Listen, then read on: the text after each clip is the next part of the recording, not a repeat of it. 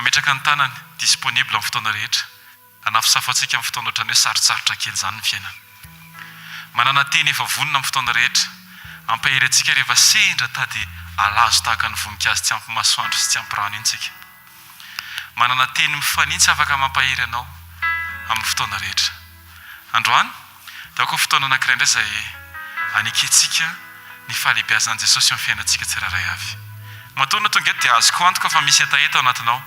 Matoana tonga eto dia azoko antoka fa manana vonona no sokafana ho an'i Jesosy ianao. Ny sainany mety manohatra indraindray, fa ny fonao efa mahalala fa misy zavatra avy amin'Andriamanitra izay tena ilainao. Maninona mora androany le izy? Maninona mora fotoana anankiray ty androany ty? Ahafahan'Andriamanitra mikasika antsika indray. Tao sokafantsika fotsiny fotsika. Tao sokafantsika fotsiny momba antsika tsirairay avy. Alohan'ny hamakitsika ten'Andriamanitra dia manasanao hitsangana raha sitraka ao. Halleluja.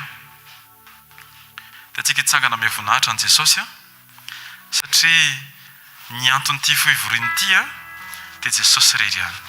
Satria ny anton'ity fotoan'ity dia Jesosy irery ihany. Dia antsika hivavaka raha sitraka ao ara. Jesosy eny misaotra anao zahay. Misaotra ny amin'ny fitiavanao sy ny famindramponao Jesosy.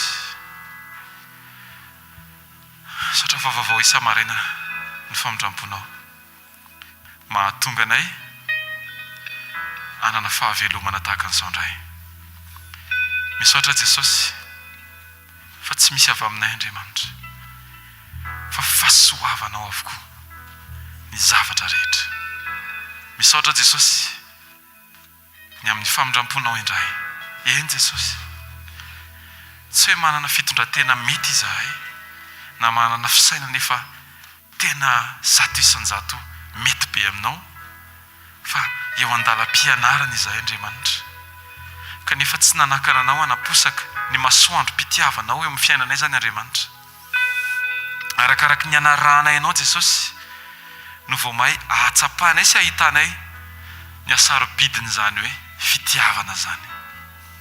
Misaotra anao Jesosy satria hitanao hoe tsy ampy an'izany ny fiainanay dia indrinao tonga nanomesina n'olotra mihoatra. Hitanao hoe tsy ampy an'izany fitiavana zany ny andavanandronay na ny asanay, eny ny tokantrano, ny fifandraisan'ny mpivady, fifandraisan'ny ray aman-dreny sy ny zanaka, dia indro ianao Jesosy tonga ohatra ho an'ny fiainana tsirairay avy. Misaotra Jesosy ny amin'ny fitiavanao. Ankehitriny Jesosy amin'ity andro ity dia aoka hitendray ianao hampianatra anay Jesosy. Aoka hitendray ianao Jesosy hanavaony ao anatin'ny tsirairay avy. Tenena Andriamanitra androany. Satria fantatra efa ambadiky ny teninao, ambadiky ny fiteninao Andriamanitra no misy ny fananganana. Ao ambadiky ny teninao no misy ny fanombohana tsara indrindra. Tsy ny hetsika atao no miantoka ny fanombohana tsara indrindra, fa ny hetsika hialohavan'ny teninao Jesosy Kristy. Dia hoy izahay, arindra aminay ilay tenin'ny Isaia ao amin'ny Isaia 1:5. Milaza hoe inty aho, hira aho. Tamin'ny fotoana nanontanianao iza no hirako, iza no anakiranao, dia indro Isaia nilaza an'izany. Dia androany kosa Jesosy manamafy an'izany teny izany hoe zahay koa Jesosy, inty aho, inty zahay, hira aho zahay, ampiasao zahay, kasio zahay, amboary zahay.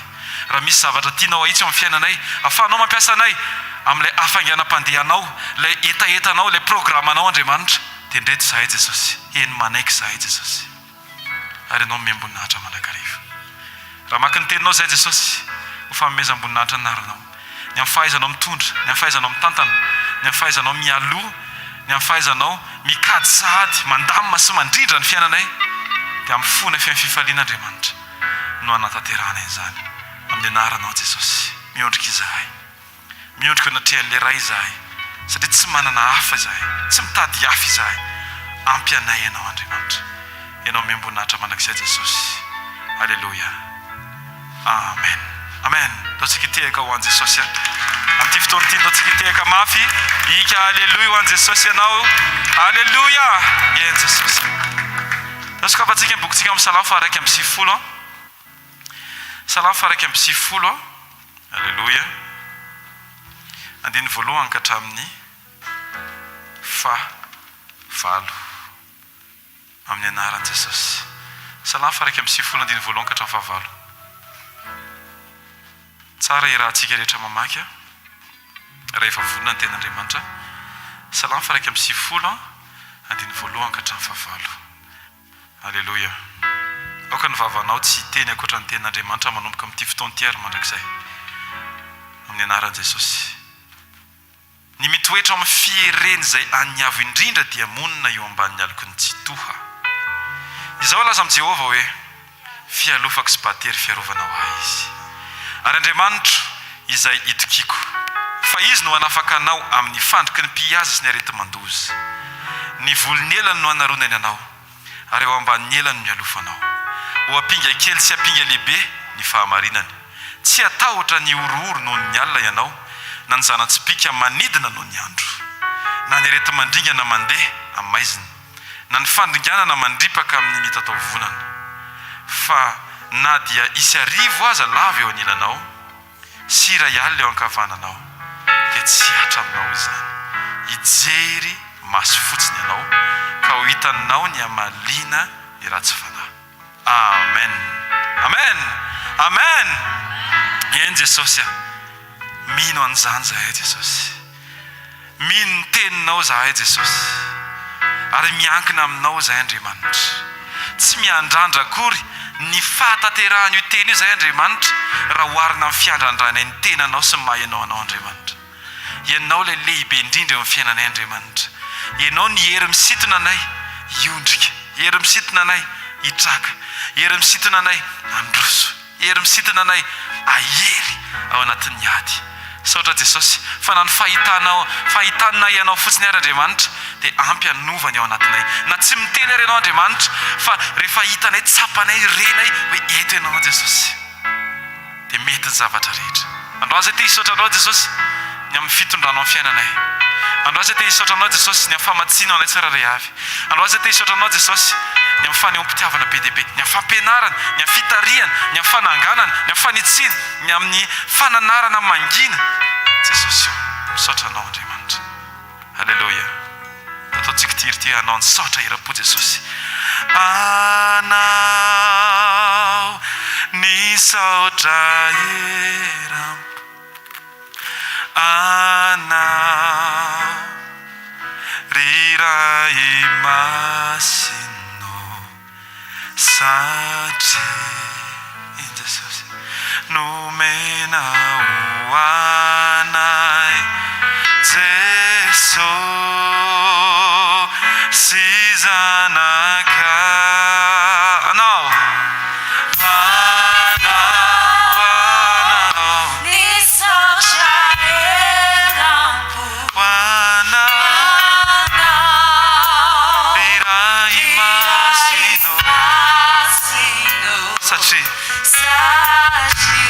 nomena ho anay Jesosy sy zanaka. Nao fieritsika any ianao. Anao ny saotra ira-po, anao riray masina. Omeo azy ny voninahitra androany satria nomena ho anay Jesosy zanaka. Sy zanaka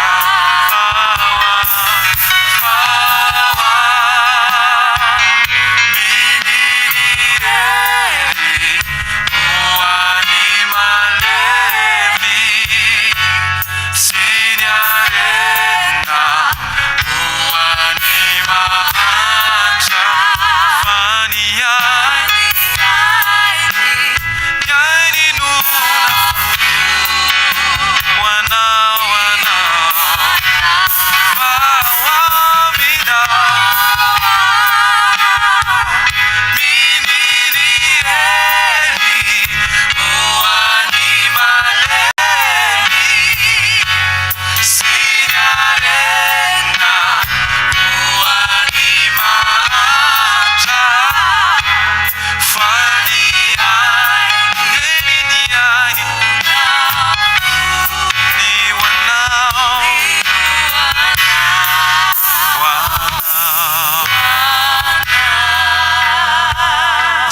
misaotra an Jesosy androany raha sitraka ao satria mbola no izy ny fahafoizany ainy no matoy izao antsika tsy raha ray avy ninninona mety zavatra renao feo avy any ivelany dia aoka ilay feo avy ao anaty ny fany masina miasa sy miteny anatinao no avelanao aneo ny sitrapon'Andriamanitra androany ny ten'Andriamanitra misaora amin'ny zavatra rehetra fa zany sitrapon'Andriamanitra ray ao amin'ny Kristy Jesosy ho antsika tsy raha ray avy Tesaloniana voalohany toko 5 milaza an'izany dia androany dao antsika hatateraka an'izany ten'Andriamanitra any feno fisaorana fotsiny vavanao androany tenenao misaotra tompony amin'ny fitiavanao eny Jesosy na tsy takatro azy Jesosy dia misaotranao na mety hoe tsy araky ny eritreretiko ny zavatra mitranga tsy maninona Jesosy fa misaotranao fotsiny misaotranao satria raha oharina ny zavatra nataonao teo amin'ny fiainako sy ny zavatra mba vitako anao Andriamanitra dia fisaorana ny tokony ho asetriko fa tsy fangatahana akory Andriamanitra androany misaotranao Jesosy ny amin'ny fiainako ny amin'ny andavanandroko tsy maninona Jesosy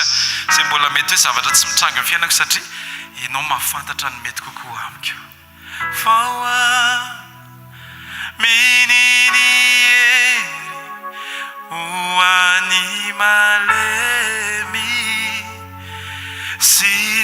signarena uani maantra fani ni nunafu ni waiswana in Jesus fawa minini eri uanima lemi sinyarena uanima anta faniani nunafu Jesus ni wana haleluya wana saotra Jesus ny fahafoizanao ny ainao Andriamanitra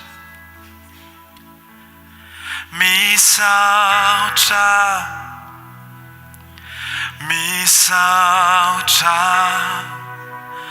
leibe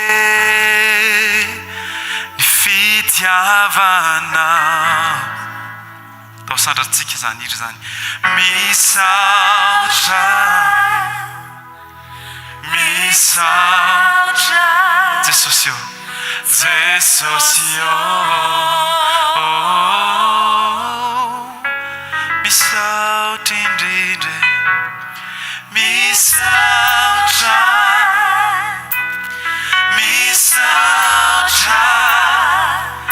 leibe ny fitiavana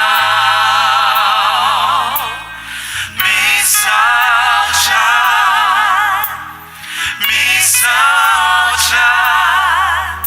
Jesosy io misaotra indrindra misaotra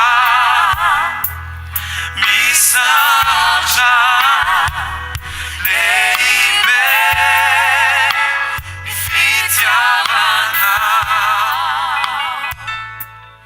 misaotra Jesosy io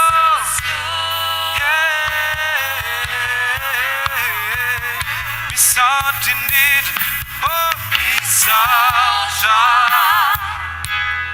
misaotra leibe ny fitiavana misaotra Jesosy io misaotra indrindra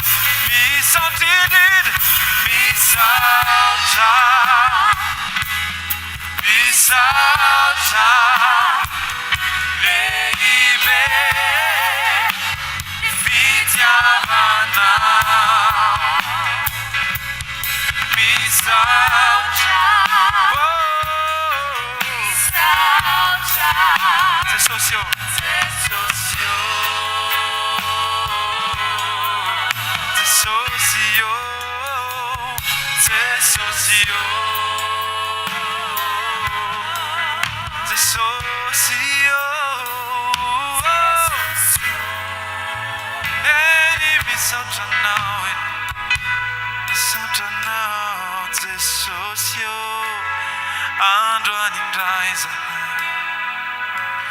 Naikini falebiazanao zahay tosandratsika ny tanantsika dia iaikitsika androany falebiazan Jesosy raha sitraka dia teneneny misaotranao Jesosy fa mahay mitondra ny fiainako anao ifonako anao ny fieverako ny tenako manana teny mety noho ny fitondranao fa afa mihitsy rehefa ianao no miteny afa mihitsy rehefa ianao no mananatray mananganay teninao mampanatray ny teninao mananatray ianao Tompo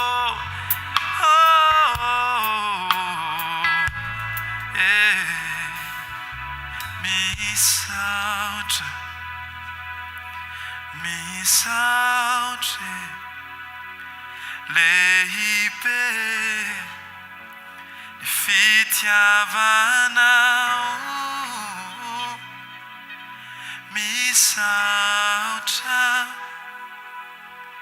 misaotra Jesosy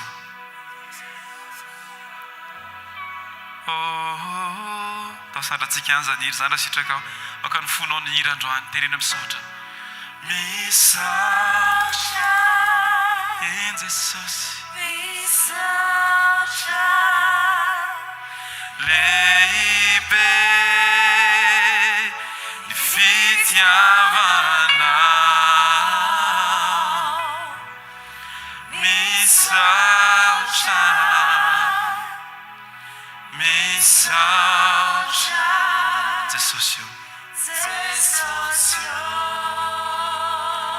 Jesosy Alleluia Jesosy tatsika tsy ho sasatra mihitsy maneho milaza manambara ny anaran'i Jesosy amin'izao fotoana izao tenena Jesosy ten'Andriamanitra dia milaza fa izay miantso ny aran'ny Tompo no ifanenana ifandona amin'ny famonjena dia oka fotoana anankiray ty Andriamanitra izay asahiana miteny androany Andriamanitra hoe Jesosy ianao namonjy anay ianao nanangana anay Jesosy mahery zahay Alleluia nasarotra tompony lalana izay tsy maintsy hatrehanay dia ianao Andriamanitra efa nivonona ny amin'ny zavatra rehetra izahainao andrasanao Andriamanitra eo na amin'izay efa nilazainao sy efa niteneninao Andriamanitra zahay no andrasanao Jesosy Kristy ino ny zavatra efa niteneninao tany aloha tsy hitady teny hafa fa ino sy famatotra amin'izay efa nolazainao Andriamanitra ianao efa laza fa ny zanakao sy ny asan'ny tananao dia ianao mihitsy ny miadidy an'izany Andriamanitra androany Jesosy tsisy teny hafa avelanay anelingelina ny sofinay ka tonga nay sanatria hemotra feonatria ny zavatra rehetra dia androso zay satria fantatrefa miaraka aminao Andriamanitra satria fantatrefa mialohanay ianao Jesosy Kristy ino zay Andriamanitra satria ny finoanay no miantoka ny fitsaharanay tsirairay avy ao ambadiky ny fanekenay ny teninao Andriamanitra no iantoka ny fitsaharana eo amin'ny fiainanay Andriamanitra rehefa tafatoetra ao amin'ny fonay ny teninao Jesosy Kristy dia tsy maninona Tompo izay fitsoka ny rivotra tsy maninona izay ratsy ny lalana tsy maninona izay zavatra mbola tsisy eo am-pelantananay fa rehefa manana anao izay Andriamanitra dia ampy ny zavatra rehetra nasarotra ny lalana le tsy asakanay tsy andeha naenjika nalatsa Yesoko tsy mampaninona navesatra ny efa nentikio toky fona no nasetrikio Alleluia tsy taitrao mampivady-po ho tsinotsinona tompo ankiniko aminao tsika rehetra tompo ankiniko aminao ny fiainako sy zay rehetra mikasiky ahy aoky anao no hitantanay tsy andao ninonina anjo na ho sarotra toko matoky anao o tompo tompo ankiniko aminao ny fiainako sy zay rehetra mikasiky ahy aoky anao ny tantanay tsy andao ninon'andro na ho sarotra toko eny atoky anao tompo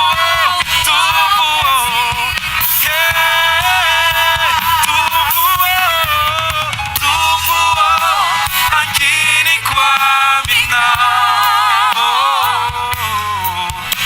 ny fiainako sy zay rehetra mikasiky aoky anao mitantanay tsy andao ninon'andro ninonina na ho sarotra toko toky anao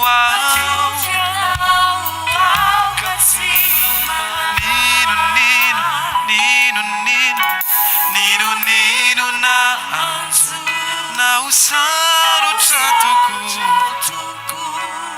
dia toky anao katsimana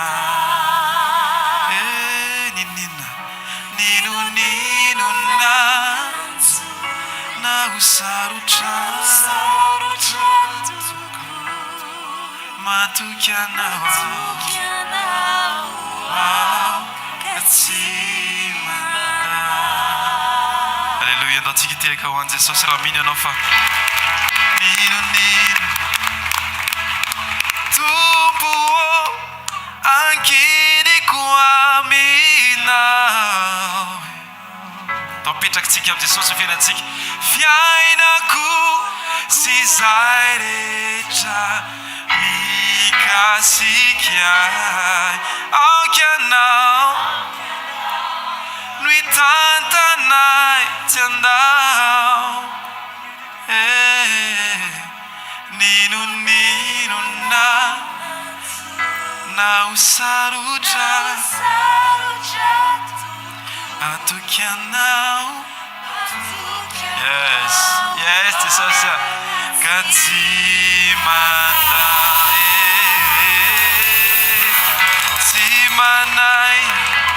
tsymanay ao Jesosy lazao hoe tsy manay Jesosy satria fantatro fa eo ianao nisy fotoana Jesosy mety varina izahay nisy fotoana Jesosy mety nitodika tamin'ny zavatra tsy mampandroso izahay ndraindray mety nifantoka tamin'ny aratsian'ny lalana raha tokony hifantoka amin'ilay mitondra anay Andriamanitra Jesosy ninona zavatra mitranga Andriamanitra dia matoky anao zahay miankina aminao zahay Jesosy ary manolotra ny tenanay indray zay amin'ity marain'ity Andriamanitra ho anao ny fisainanay ho anao ny fiteninay ho anao ny fijerinay ho anao ny famindranay dao atolotsika ny momba antsika tsirairay avy tanteraka manontolo ho an' Jesosy aza mijeraka avy na mijeraka avany anao fa atoloro an' Jesosy ny tenanao androany en Jesosy meko anao ny momba iretraretra Jesosy alleluia nandao anao elao raiky zao de teody maniry ankina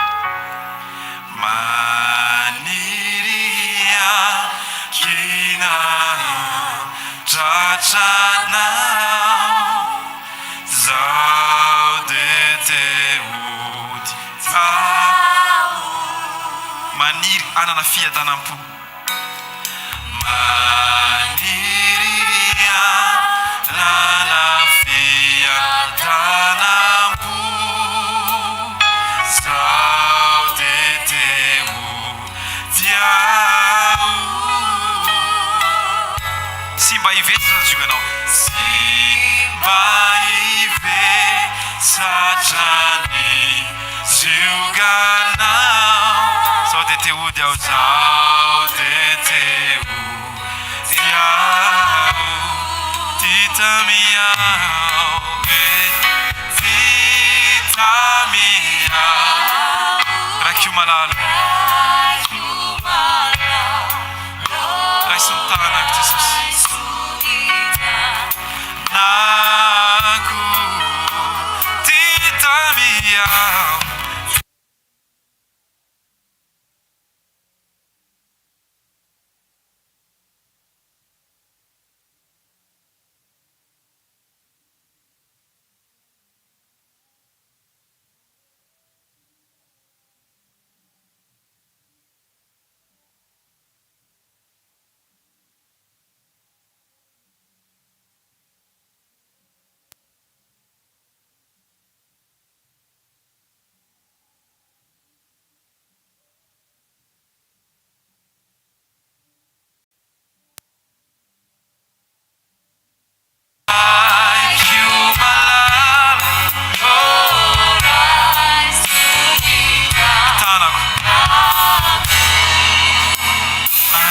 tsy mendrika ny ozanakao raha tsy mendrika ny ozanakao zao teteo diao ataovy ho isan'ny mpanomponao ataovy ho isan'ny mpanomponao zao teteo diao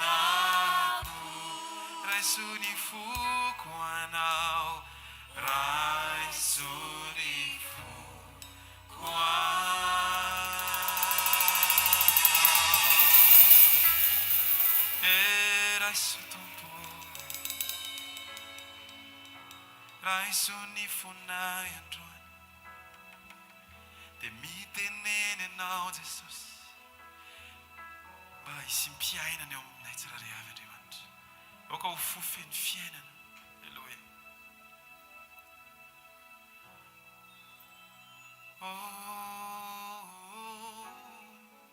tenena Jesosy androany tenenao vavanao mihitsy androany mitenena tompo amin'ny fiainako androany fa mila falomelombeloma ny teninao androany Jesosy ao ambadiky ny teninao milatsaka amin'ny fiainako Andriamanitra no tena fahombiazana marina tsy eo amin'ny fisaintsainako ny zavatra ainao atao feo mifanekeko ny fiasan'ny teninao ato anatiko Jesosy izay no iantoka ny fandrosoko Andriamanitra nanaiky ianao Jesosy Kristy hidina farany hoitsahana tahaka ny voninkazo eny an-dalana. Ohatrany hoe tsy misy vidiny zany fa nefa Andriamanitra izay hetsika nataonao izay Andriamanitra ny antoka ny famonjena ny tsirairay avy. Alleluia. Nombony anao ka maty ho anay, mitsangana ka tonga ery ho ahy Jesosy ianao no fiainako. En Jesosy tsy misy zoarina. Amina. Nombony anao. Alleluia. Nombony anao ka maty ho anay, mitsangana ka tonga ery ho ahy Jesosy ianao no fiainako. Tsy misy azoarina.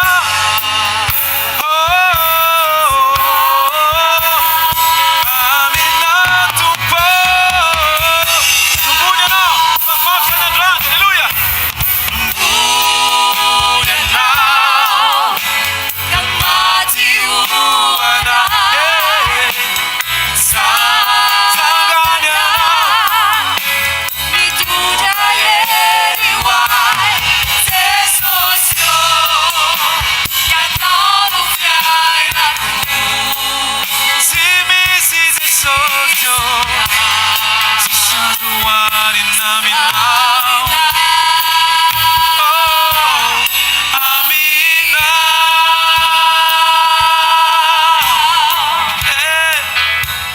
Nombony anao. Nombony anao maty ho anay, mitsangana mitondra ery ho ahy Jesosy ianao no fiainako. Jesosy tsy misy azoarina. Amina. Jesosy tsisy hafa tombo afaka hoarina aminao Jesosy Kristy. Ianao no anton'ny Andriamanitra. Tsy misy azoarina. Tondroy Jesosy teneny aminao. Amina. Hiafamafo an'i Jesosy androany. Hiafamafo an'ilay mpamonjy androany. Hiafamafo an'ilay mpanjaka androany. Hiafamafo an'ilay tompontompo androany. Fa tsisy azoarina amin'ny Jesosy Kristy. Irery ihany. Teneny mafy eo Jesosy. Teneny mafy eo Jesosy. Tsisy azoarina aminao Jesosy. Tompony fiainako ianao Jesosy. Ny voninahitra dia ho anao irery ihany Jesosy Kristy. Ny masina tsy miova ary mandrakizay atao toizantsika ny tehaka tiafy ianao mafy. Ny fitiafanao dia fijoroana vavolombelona ny amin'ny fahatsarany Jesosy. Aza velangina ny tananao. Ataovy mafy androany dia mika aleluia tsika rehetra mihoatra noho ny hatramin'izay. Teneny hoe aleluia, aleluia, aleluia, aleluia. Amen. Nombony anao maty ho anay, mitsangana. Ataontsika mafy atao rehetra misy. Jesosy ianao no fiainako. Yes. Tsy misy azoarina. Amina. Tsy misy azoarina. Não versículo que se misy azoarina. Tsy misy azoarina. Amina. fahalehibiazanao zahay Jesosy, miondrika amin'ny fahatsaranao zahay Jesosy, manaiky ny fitondranao zahay Jesosy. Aoko vavolombelon'ny fahatsaranao ny fisianay eto tany Andriamanitra. Aoko Andriamanitra tsara indrindra tena misy fiantraikany ngeza be amin'ny fiainanay Andriamanitra. Ny teny rehetra zay rehefa renay, zay rehetra efa renesinay hatramin'izay Andriamanitra, mba hanana feno vavolombelona sy feno fijoroana tsy azozongozon'ny rivotra izahay Andriamanitra. Zany dia ho voninahitra ny anaranao Andriamanitra. Mireheta Andriamanitra satria ny firehetanao amin'ny fiainanay Andriamanitra no manakona ny tsiraray avy. Amin'ny anaranao Jesosy. Amen. Alleluia. Alleluia. Manasanao azy toerana tompoko. Tonga amin'ny fotoantsika hijoroana vavolombelona, tonga dia mandroso avy hatrany tadina ihany tompoko. Averinao ho an'i Jesosy irery aminy zavatra tantaraina rehetra eto. Voninahitra. Amen. Ho an'i Jesosy irery aminy voninahitra nafahako nijoro vavolombelona eto. Telo volana lasa izay nefa nanasitrana an'i Jesosy anahy fa ohatrany hoe confirmeko ilay izy nakatoko tamin'i Jesosy hoe tena sitrano tokoa ve. Dia ilay izy zavatra anankiroa no nahazo anahy fa efa nijoroako vavolombelona teto ilay iray toxoplasmose nahazo anahy dia narary be foana ny lohako tamin'izany fa efa nisitrahan'i Jesosy. Dia ilay izy gaga taterina fa misy fotoana ilay izy verimerina. Dia nanontany an'i Jesosy hoe fangaro zatsy efa nafahanao fa ho an'i Jesosy irery voninahitra fa rehefa eo amin'ny fanatrehana dia miala ilay izy. Dia rehefa tsy eo amin'ny fanatrehana dia misy fotoana miverina ilay izy. Dia ny anankiray afaka ohatr'izay hatramin'izay isam-bolana rehefa tonga fadom-bolana dia marary an-doha be foana. Ohatran'ny malalay izy, ohatran'ny olona manaizana reny. Misy fotoana malemilemy eo ambony fandriana tsy afaka manao ninino fa tao anatin'izay 3 volana nanasitrana an'i Jesosy anahy izay sady afaka ilay tamin'ilay toxoplasmose no tsy naninona intsony rehefa tonga fotoana fa zara ny eritreritra hoe sao dia be vokary dia nanao test de grossesse mihitsy tamin'izay fa négatif ilay izy fa tena nisitrahan'i Jesosy dia ho azy irery ho voninahitra. Alleluia. Mbao tsy kitehaka mafy ho an'i Jesosy ny fitehirizana ny zavatra rehetra izay nomen'Andriamanitra dia tsisy ankoatra ny eo amin'ny fanatrehany ihany. Mbao tsy kitehaka mafy andraisantsika ny firaharaha. Voninahitra ho an'i Jesosy tompoko ny hijoroana vavolombelona tamin'ny talata za tratra ny aretina tena narary. Dia tao anatin'izay dia dokotera moa zany nazava ho azy dia nahazo fanafody dia safandray larobia maraina zany na dia dokotera dia nahazo fanafody dia safa larobia tratry ny orana indray larobia hariva dia verina indray ilay aretina dia laka misy tokotokony tamin'ny 10 teo eo dia efa tonga dia nalemy be tao an-trano. Dia rehefa nalemy dia neny moa ny teny hoe manina fa miantso amin'ny papa dia niantso amin'ny papa. Dia rehefa niantso amin'ny papa dia soulagé be ilay aretina ary dia tena soulagé tokoa ilay izy avy eo. Dia vitsy izay dia nakaina. Dia rehefa nakaina dia lamina ilay aretina. Dia voninahitra ho an'i Jesosy aloha dia sitrana iny aretina iny. Vita izay ny anahy. Dia omaly indray ilay zanako faralahy kely. Io arin'io izy moa. Maly tontolo fakomaly izy nefa somary nafapana. Dia maly tontolo izy tena namay be, tena hoe tena mamay. Ataonao matory eto amin'ny tanana hoe izy tena henonao hoe mamay be. Dia fomba nay foana moa rehefa ohatrany hoe misy zavatra mitranga kely dia miantso amin'ny papa foana aloha. Dia omaly izy alohan'ny atory izay mivavaka. Dia vatoko izany ohatrany efa somary ohatrany hoe kivokivy kely izy ahoana ny atao andao andeha pédiatra rahampitso ohatran'izany. Dia zahako manana courage foana hoe bon raha andeha pédiatra rahampitso tokony hivavaka aloha fa andao aloha hivavaka. Dia mivavaka zany za no maly hariva efa tamin'ny folo sasany alina tany. Dia hoy zay tamin'i Jesosy Jesosy raha tokony ho any amin'ny pédiatra zay aloha zay ho any aminao aloha fa izay eo ny voninahitra ao amin'ity androany alina ity. Dia natory tamin'ny alina amin'ny 4 maraina izy tena teo izy zany vao nahita tory be fa tamin'ny avao amin'ny 4 maraina izy zany mbola mamay be fa après tamin'ny 4 maraina izy tena nasian'i Jesosy ny voninahitra tompoko dia lasa tsy tany amin'ny pédiatra indray izay fa lasa tia indray Alleluia. afaka le hafanana be dia izy efa milalosana tsara voninahitra hoan'i jesosy to Alleluia. Andao tsikitiaka mafy ho an' Jesosy. Manasanao hitsangana rasitraka ao hidirantsika amin'ny fandaharana manaraka. Alleluia. Alleluia. Dao tsika no fofantanantsika any amin'ny lanitra indray saotra an'Andriamanitra androany. Mbola miteny amintsika foana Andriamanitra.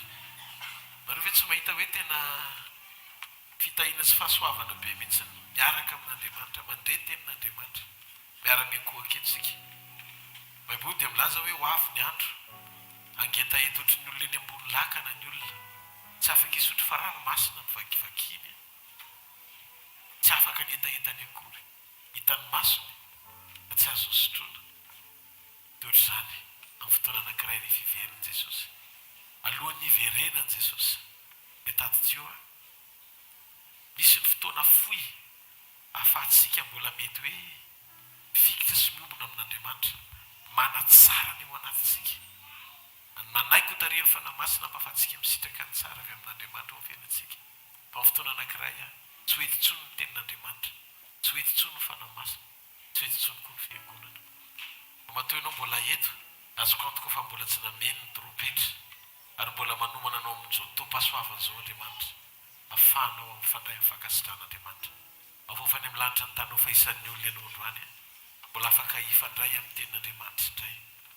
Raha io misaotra anao zay ny amin'ny fitarian'ny fananao masina, misaotra amin'ny fampianarana, amin'ny fanairana, amin'ny fampijoroana isan'andro isan'andro. Misaotra satria tsapanay fa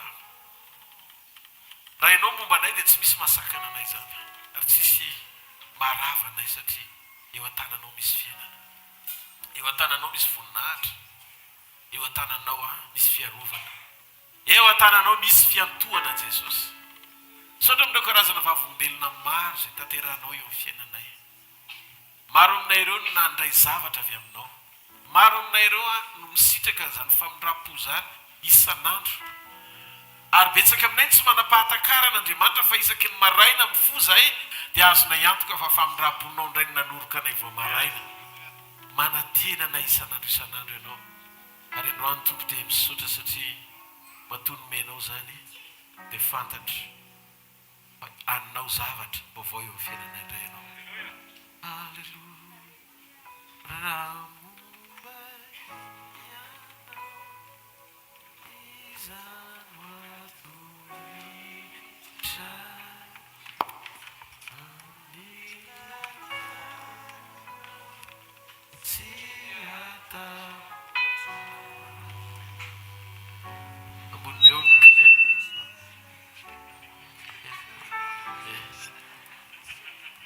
Datsika dia tana mafy eo ato.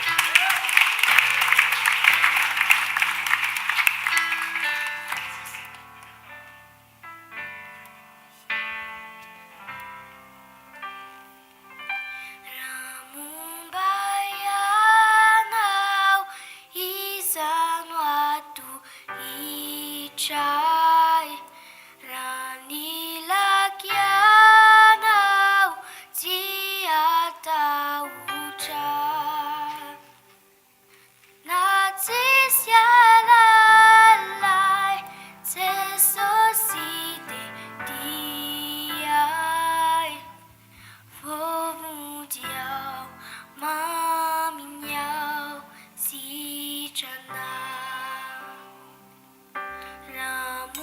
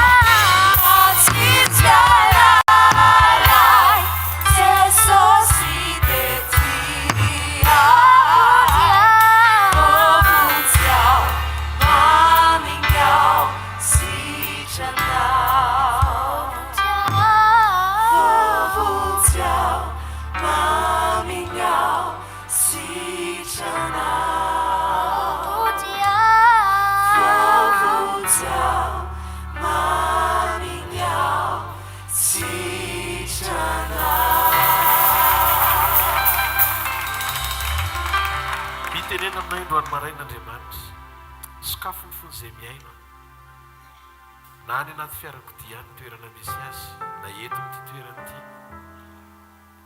naiza naiza mandre an'izao afatra izao androany fanamasona ny angatahako aminao aoka ny teny rehetra izay andeha eto amin'ity toerana ity tsisy amin'olombelona aza vela isy marimaritra iraisana amin'ny nofo Andriamanitra foka ilay tena tianao ambara bruta tsara Andriamanitra hoenty sy tario zahay amin'ny anaran'i Jesosy. Amen. Daontsika ity tanana mafeo Tompo mahazo ny toerana Tompo. Alleluia.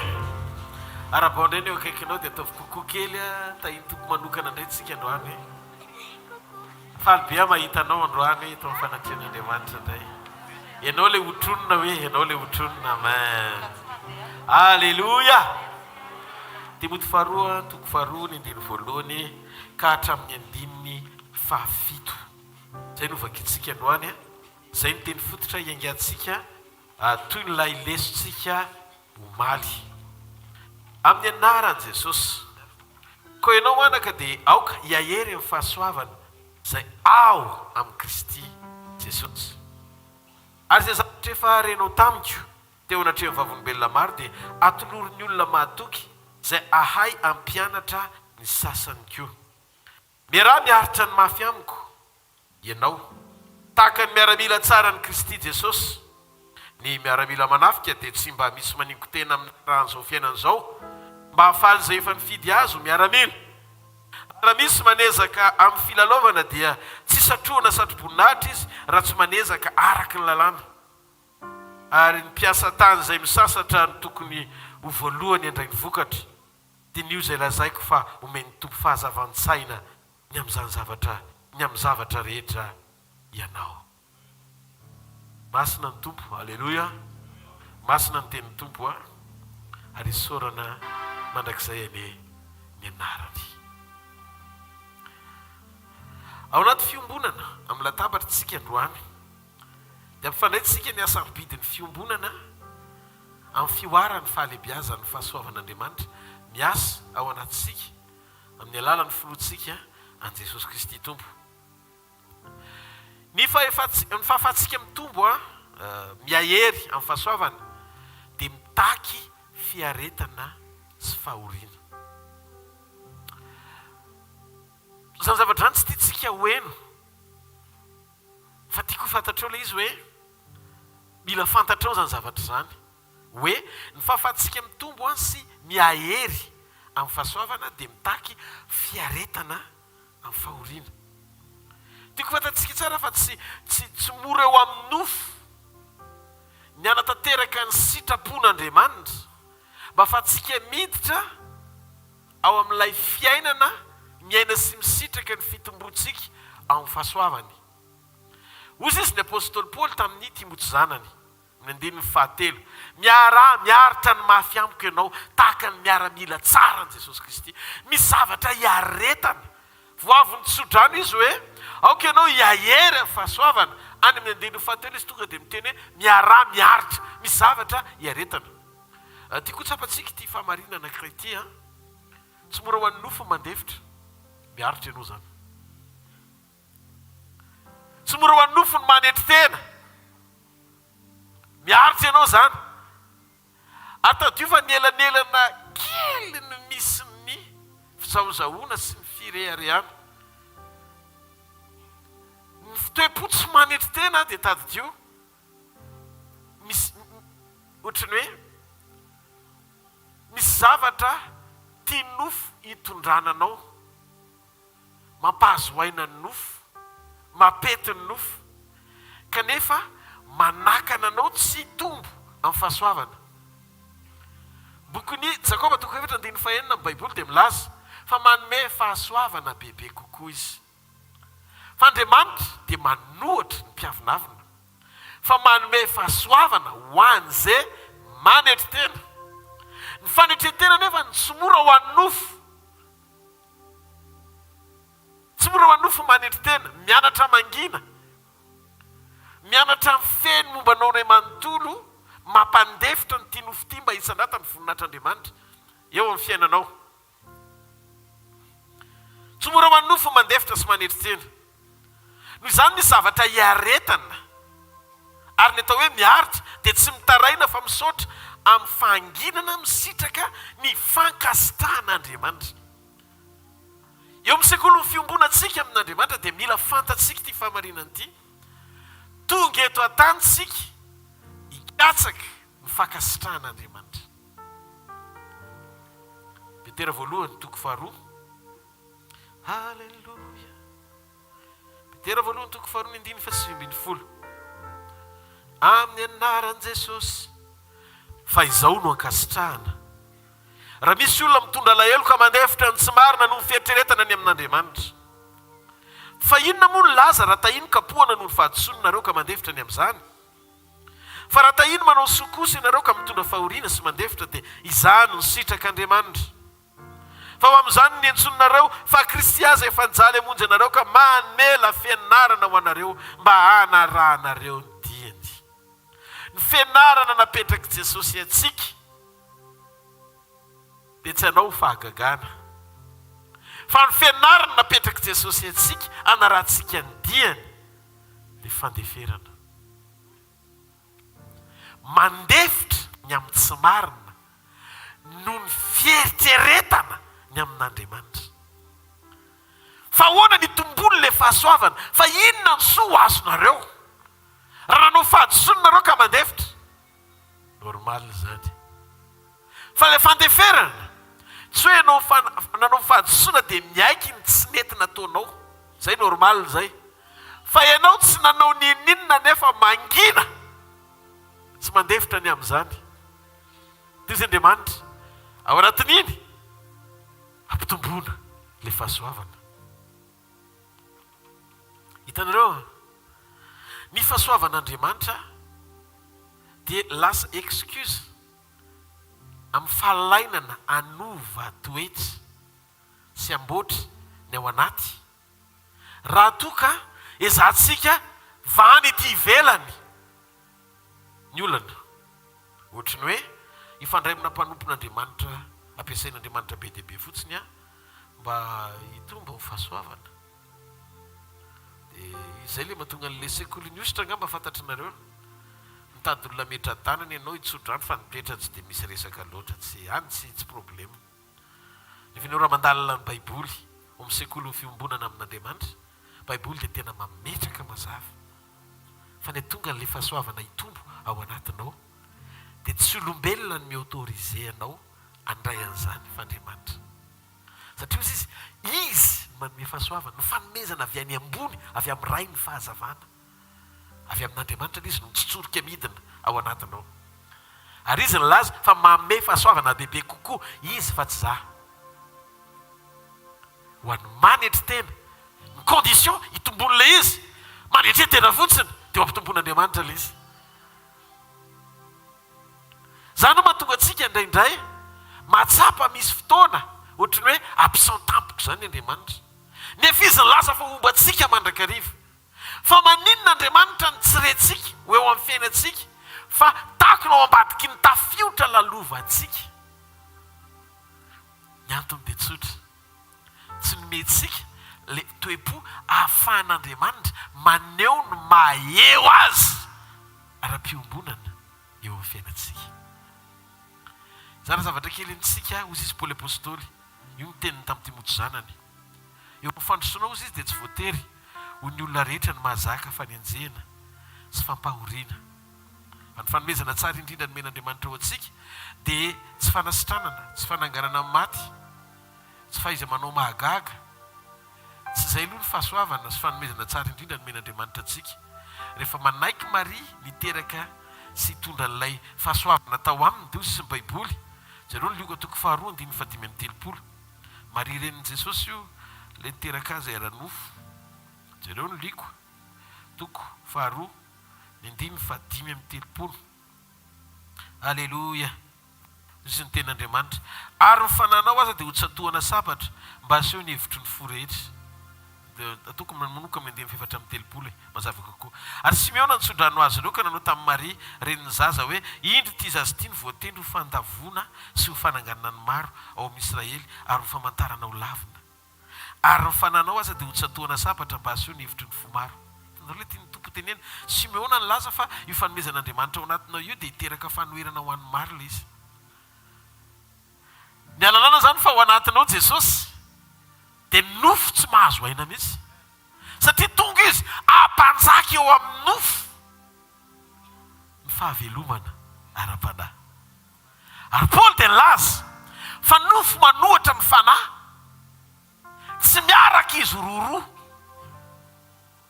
Noho izany ny tanjo ny fitoriana sy fiombonana ary firaisana amin'Andriamanitra dia ny anananao fahatsapana ara-pitombona ao amin'ny ara-panahy mba hahafanao mandresy eo amin'ny nofo ireo karazan-javatra rehetra tiany devoly isitomana amin'ny fiainanao midina. Fa rehefa azo antoka ny fandresena ara-panahy ao anatinao amin'ny maha-olona mbola miaina eo amin'ny nofo anao dia ho hitanao fa hanova fahatsapan'Andriamanitra. Tian'Andriamanitra ny fahatsapanao. Manomboka tsy renao intsony ny vesatry ny fampahoriana eto ambonin'ny tany sy ny zavatra mitranga manohatra anao eto ambonin'ity tany ity, satria manomboka ho tsapanao le fanomezana sarobidy mihoatra lavitra no nihetsiky ny fahasoavany hita maso, ny fitoerany fahasoavany ambony indrindra ao anatinao dia tsy fa ilay fiadanan'Andriamanitra mihoatra noho ny fahalalana rehetra. Halleluja! Wow! Tsy isika no mifidy mba azo fahasoavana aloha voalohany indrindra, fa izy no nifidy atsika hanome atsika ny fahasoavany. Ireo fanoherana rehetra lalovantsika ety ambany masoandro dia vokatry ny fanomezana izay avy hoentintsika ao anaty avokoa. Vokatry io fanomezana io zany dia manasa fanoherana. Rehefa ao anatinao ilay fanomezana dia misy fanoherana mitranga ho azy eo amin'ny tontolo manodidina anao. Ahoana mipetraka ilay izy? Tiako hazavaina amintsika kely. Fanomezana ohatra zao ny finoana. Misy izy nomena finoana, ny Korintiana 2:20 milaza izany ny Baiboly. Misy izy nandray fanomezana finoana. Dia dao antsika jery ao amin'ny Hebreo azafady 2:20. Hebreo 2:20 manomboka amin'ny 2:30 ka hatramin'ny 4:30. Vakentsika amin'ny anaran'i Jesosy. Ary inona koa no lazaiko fa ho lany ny andro raha milaza ny amin'ny Gideona sy Baraka sy Samsona ary Jefta, Davida kosa Samuel ary ny mpaminany izay nandresy fanjakana tamin'ny finoana. Miasa fahamarinana, nahazo teny fikasana, nanakombona ny vavan'ny liona, namono fidedadedany hafa tahaka ny sadraka sy misaka sy Abednego zany, afaka tamin'ny lela-tsapatra ohatran'ny Josoa. Raha malemy dia nampatanjahana tonga nahery tamin'ny ady dia nampandositra ny miaramila amin'ny firy. Zany zao tiatsika zany fanomezam-pahasoavana zany. Wow! Tonga dia tena mety be amintsika mihitsy. Allez voir ao amin'ny 5:30 hidina keditsika. Ny vehivavy nandray ny azy efa maty fa natsangana ho velondray, ary ny sasany nampijaliana ho faty nefa tsy nentina anao izay hahafahany. Fa ny loratena martiora zany. Misy ny sasany zany tsy natahotra maty tsony noho ny fisian'le fahasoavana mirehitra tao aminy, dia nanao tsinitsinina ny ainy fa nanaiko ho martiora ny finoany. Afinareo fendraka ilay izy. Mba azahoany fitsanganana tsara lavitra, satria efa midepase an'ity hita maso ity ny fanantenany an'Andriamanitra. Tsy mare tiaka ao an'Andriamanitra. Andiny 4:30 ary ny sasany niaritra fanesona skapoka mafy ary fatorana sy tranomaizina koa. Tsy tiatsika izany fa ao anatin'ny package ny finoana avokoa anefa. Notorambado izy, notsofana, nalaim-panahy, novonoina tamin'ny sabatra dia nyrenireny tafoditrondry sy hoditrosy efa lao ory fadiran'ovana. Nefa ny fahitan'Andriamanitra an'ireo ao anatin'izany fampahoriana izany dia jereo 9:30. Nefa zao tontolo zao tsy mendrika ny hitoerany akory. Azonao ny considération n'Andriamanitra ho anao. Rehefa feno fipetrany sekoly ny finoana ao amin'ny Kristy, nareo ary ny zavatra lalovanao dia sarobidy eo mason'Andriamanitra ianao. Izany hoe tia zao tontolo zao ity zany tsy mendrika hitoeranao. Andriamanitra efa namparatena paradisa ho anao. Tsy mare tehaka ao an'Andriamanitra. hoe ninninona fahatsarana misy hitan'ny masona eto ambony tany. Aiza ny toerana fanazetsana iny? États-Unis, Dubai, Corée, Qatar, Ambodibonara, Majanga. Tsy haiko aiza ny toerana faran'izay tsara indrindra hitanao. Fa Andriamanitra rehefa mijery ianao ka tena position ny olona tsara fiombonana aminy ianao dia zao ny fahitany ianao. Tsy mendrika hitoeranao fa tokony hanitsaka volamena ianao. Tsy maharetehaka ao an'Andriamanitra. Tsy maharetehaka ao an'Andriamanitra. Satria ny asarobidinao eo amason'Andriamanitra dia mihoatra lavitra no zavatra sarobidy tadiavinao eto an-tany.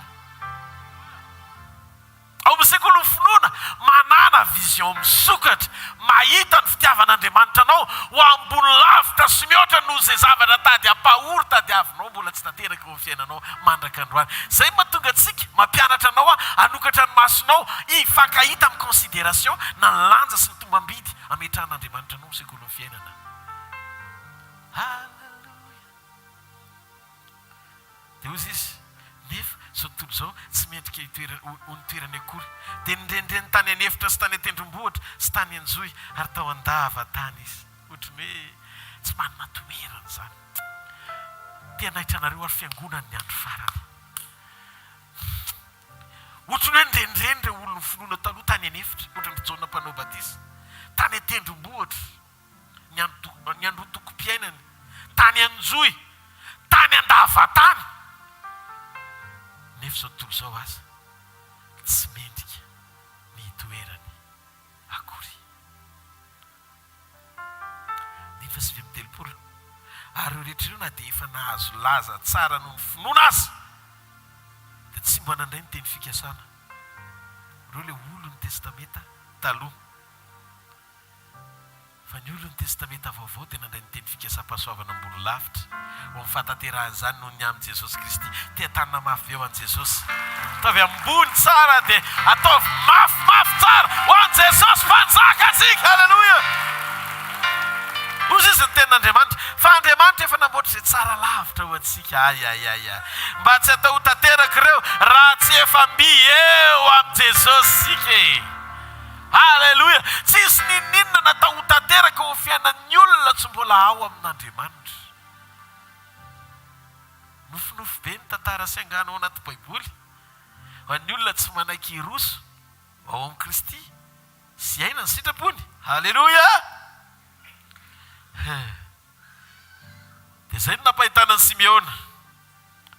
Ka raha fanoherana rehetra misy dia tadidio lalam-pisandratana hifankahitantsika amin'ny dingana sy alehibe ny fahasoavana. Dia nareo tsara zao le teo amin'ny 4:30 nafinaritra teo reny.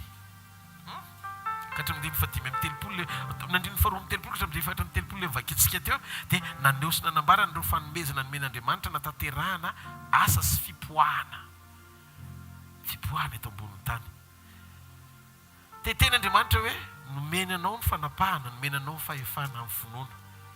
Fahazadino fa misy koa ny karazana fanoherana. Misy izay tsy voatery hafinaritra nefa lalina tian'Andriamanitra hitondrana antsika, hifankahitantsika amin'ny zavatra goavana efa nataony ao anatsika. Hitantsika eto fa ireo rehetra ireo dia tiantsika loatra miaina an'ilay izy. Le fanomezana finoana anaovana exploit io tiany olona ary io no mampitotototo ny olona indray hosotratsy sery. Exploit na fipoahana.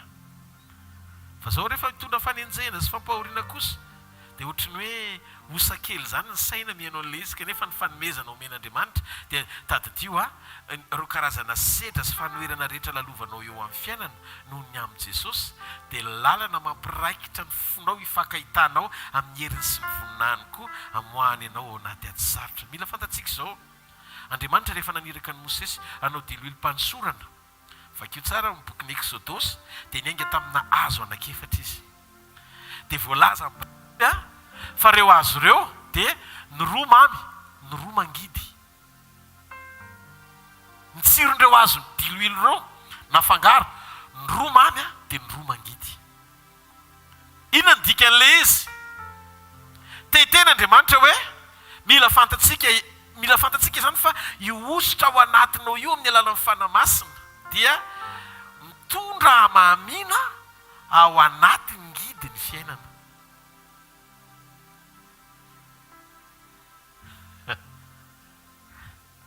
Zay le mahatonga le hoe miara-miasa asoa ny ositra ao amin'ny fitiavana. Zay no mahatsara ny sekolon'ny fitiavana noho ny sekolon'ny finoana. Satria ny finoana dia miasa ao amin'ny fitiavana. Paoly ny teny an'izay. Ny birao an'ny finoana dia fitiavana. Rehefa miorina tsara mpitiavana ianao dia tsy manana krisim-pinoana zany. Satria rehefa tafarain'Andriamanitra ianao ka miombona aminy, izay fahasarotana amin'ny hafa ho amin'ny rain'Andriamanitra ny fiainanao. Daony ho azavaiko kely, tao atsambo kely Jesosy. Tonga ny fanoherany tafiotra. Panika daholo izy menakafy mpianatra. Jesosy natory. Dia nitsangany Jesosy nanota ny mpianany. Fa maninonareo ny panika, matahotra ary kely finoana. Tafiotra, nitsara. Ranomasina mitony. Dia gaga ny mpianatra. Ay ve, nisy zavatra ohatr'izany koa tany. Ay ve vitany tokoa. Nandrivotra sy ny ranomasina aza manaky azy. Tapitra ny fivoriana. Niseo voninahitran'Andriamanitra, niampita tany ampita ry zareo. Niatrika an'ilay demoniaka. Dia gaga ny mpianatra. Ay ve vitan'i Jesosy manafaka olona be dia be misy devoly. Sy manafika olona anankiray manafaka devoly be dia be ao anatin'ilay olona. Misy le fanoherana. Fa mora le fanafahana. Rehefa eo fanotronana. Inona ny tanjona farany? Sy eo indray Jesosy. Rehefa anaty lakana izy, mampitony tafiotra sonjan-dranomasina. Fa rehefa nivelany lakana izy, miantso Petera andeha ambony rano misafotifoty sy tafiotra indray. Tena le lesona manaraka ao anatin'le etapy ara-piombonana tian'Andriamanitra hitondrana ao amin'ilay dinga amin'ny fahasoavana. Ny fahasoavana ambony kokoa mihoatra n'olona teo aloha. Zay le fampitombo-pahasoavana. Zay le ho ampitombona aminao. Halleluja. Zay le ho ampitombona aminao. Netiny Petera, ozy izy ta Petera, ato anaty lakana sika mampianatra anao hoe zao ny fanaovana azy. Le fampianarana anao hoe zao ny fanaovana azy, sekolo ny finoana. Ampianatra Jesosy anome Petera fanomezam-pahasoavana, ampiasa ny finoany. Fa rehefa ivelany lakana Jesosy miantso Petera, tsy erika hijeran'ilay problème efa nivahana teo aloha. Fa ny ananan'ny Petera antoka, fa rehefa eo ny fanotronan'i Jesosy, izay natahoran'i Petera no tapahany. Ahoana? Ozy izy, le rano mampisafotifoto anareo io tsy mila miresaka amin'ny otsony tsika ohatran'ilay tamin'ny voalohany. Fa lesona efa azo iny efa hay. Halleluja. Efa ananany iny lesona iny. Fa misy dingana anankiray tsy voatery hijery an'io ianao. Fa rehefa miaraka amiko izay mampisafotifoto ny hafa eo ambany tongotsika, nitsahany le rano. Azonao petraka le izy, nitsahany Jesosy le rano dia netiny koa Petera hanitsaka an'ilay izy miaraka aminy. Tsisy tsony tany anaty rano fa maninona ianao misafotopo aloha Petera satria izy nahita an'ito. Hoay, ary le lesona tary izy mbola tsy mipratika amin'ny Petera akory, tsy niteny Petera tsara mitomy. Dobo izy vonjeo aho izy natsanga ny tanany. Dia sotominy Jesosy izy. Dia rehefa sotominy Jesosy izy, dia miaraka tamin'i Jesosy hiverina ho any anaty lakana. Tsisy mandroa, tsisy hoe niresaka tamin'ny tafiotra sy onjan-dranomasina tsony Jesosy. Tsy niteny Jesosy hoe oh, zay nataon'ilay izy teo dia nataony. Fa tsy nirarahiny izy mianaka le izy. Mandra-pahatonga ry zareo ao anaty lakana. Vao tonga ao anaty lakana ry zareo dia tono ho azy le andro. Zany hoe nialatsy ny roasina le problème teo. Misy dingana zany, tsy natao ahita problème tsony ianao, fa mifantoka amin'ny fanondronana. Ary rehefa mifantoka amin'ny fanondronana ianao dia miala ho azy le problème. Zany hoe eo amin'ny sekolon'ny fanompona sy firaisana amin'Andriamanitra ary communion amin'Andriamanitra dia mila hananantsika ty fahamarinana anankiray ity. Manome lanja ny fisian'Andriamanitra eo amin'ny fiainanao, mihoatra lavitra noho ny ataky rehetra lalovanao eo amin'ny fiainana. Hitanareo, tsy mahafinaritra le izy fa jamben'Andriamanitra amin'ny masonao tsy mahita an'ireny. fasokafan'andriamanitra ny masonao ahita azy mibanjina an' Jesosy tompo satria rehefa mibanjina an' Jesosy ianao dia izy no anefa n'le finoana fa tsy ianao nikoropaka-pinoana satria izy ny tompony sady mpanefa azy tsy marety eka ho an'andriamanitra. Halleluja, halleluja. Kaninona zany zavatra mitrangy eo amin'ny fiainana dia tadio manatanjon'andriamanitra ara-piombonana ny atonga anao anam-pahatsapana ny fahalebiazany lanja ny fanatrehany ara-panotronana ho ambony lavitra no ny fanoherana rehetra nisy eo amin'ny fiainanao izay mitady anakorotana ny fifantohanao tsy fakahita aminy. Zao zany ny zavatra anankiray goavana be eo amin'ny sekoly iraisantsika amin'Andriamanitra ny fiainana mahita an'Andriamanitra ny ianao. Fa ninona sakany eo lalam-pitomboana ahalalànao azy bebe kokoa ahafahanao miara-mandroso aminy. Dia zay mahatonga Paoly milaza hoe mahafinaritra mihitsy ozy izy Paoly le sedra sy le zavatra mitranga lasa mahita fifaliana ho anaty ady. Lasa mahita fifaliana rehefa ianao ny tonga amin'izay dingan'izay mahita plaisir ianao ao anaty. Enonao mihitsy hoe misy fifaliana ao anaty ady, misy fifaliana. Fa maninona ianao no mifaly ao anaty ady? Ny olona rehetra mipanika daholo, ianao rery sisa no mitsika eo. Inona ny antony? Ny antony satria ianao mahitsy izay tsy hitan'ny olona. Efa misy fatokina mipetraka sy fiankinana maro toerana ao anatinao ahalalànao fa tsy hanary ianao izy. Halleluja, halleluja. Tsy hamelanao irery izy. Jirery aho fa manana anao, jirery aho fa miaraka aminao, ny fitiavanao no heriko sy andrankinako manafaka ny taotro sy ireo ahiay ka namakivaky ny onjazao ianao mitantanay fa jirery aho. Halleluja. Eno eny ny antom-pia sy ny fahagagana dia mitranga rehefa misy fisedrana. Raha tsy misy obstacle dia tsy ho teraka mihitsy ny mirakla. Raha tsy misy sakana ranomasina teo alohan'ny zanak'Israely dia tsy nahita ranomasina mizara roa sy nandeha tany maina ny zanak'Israely.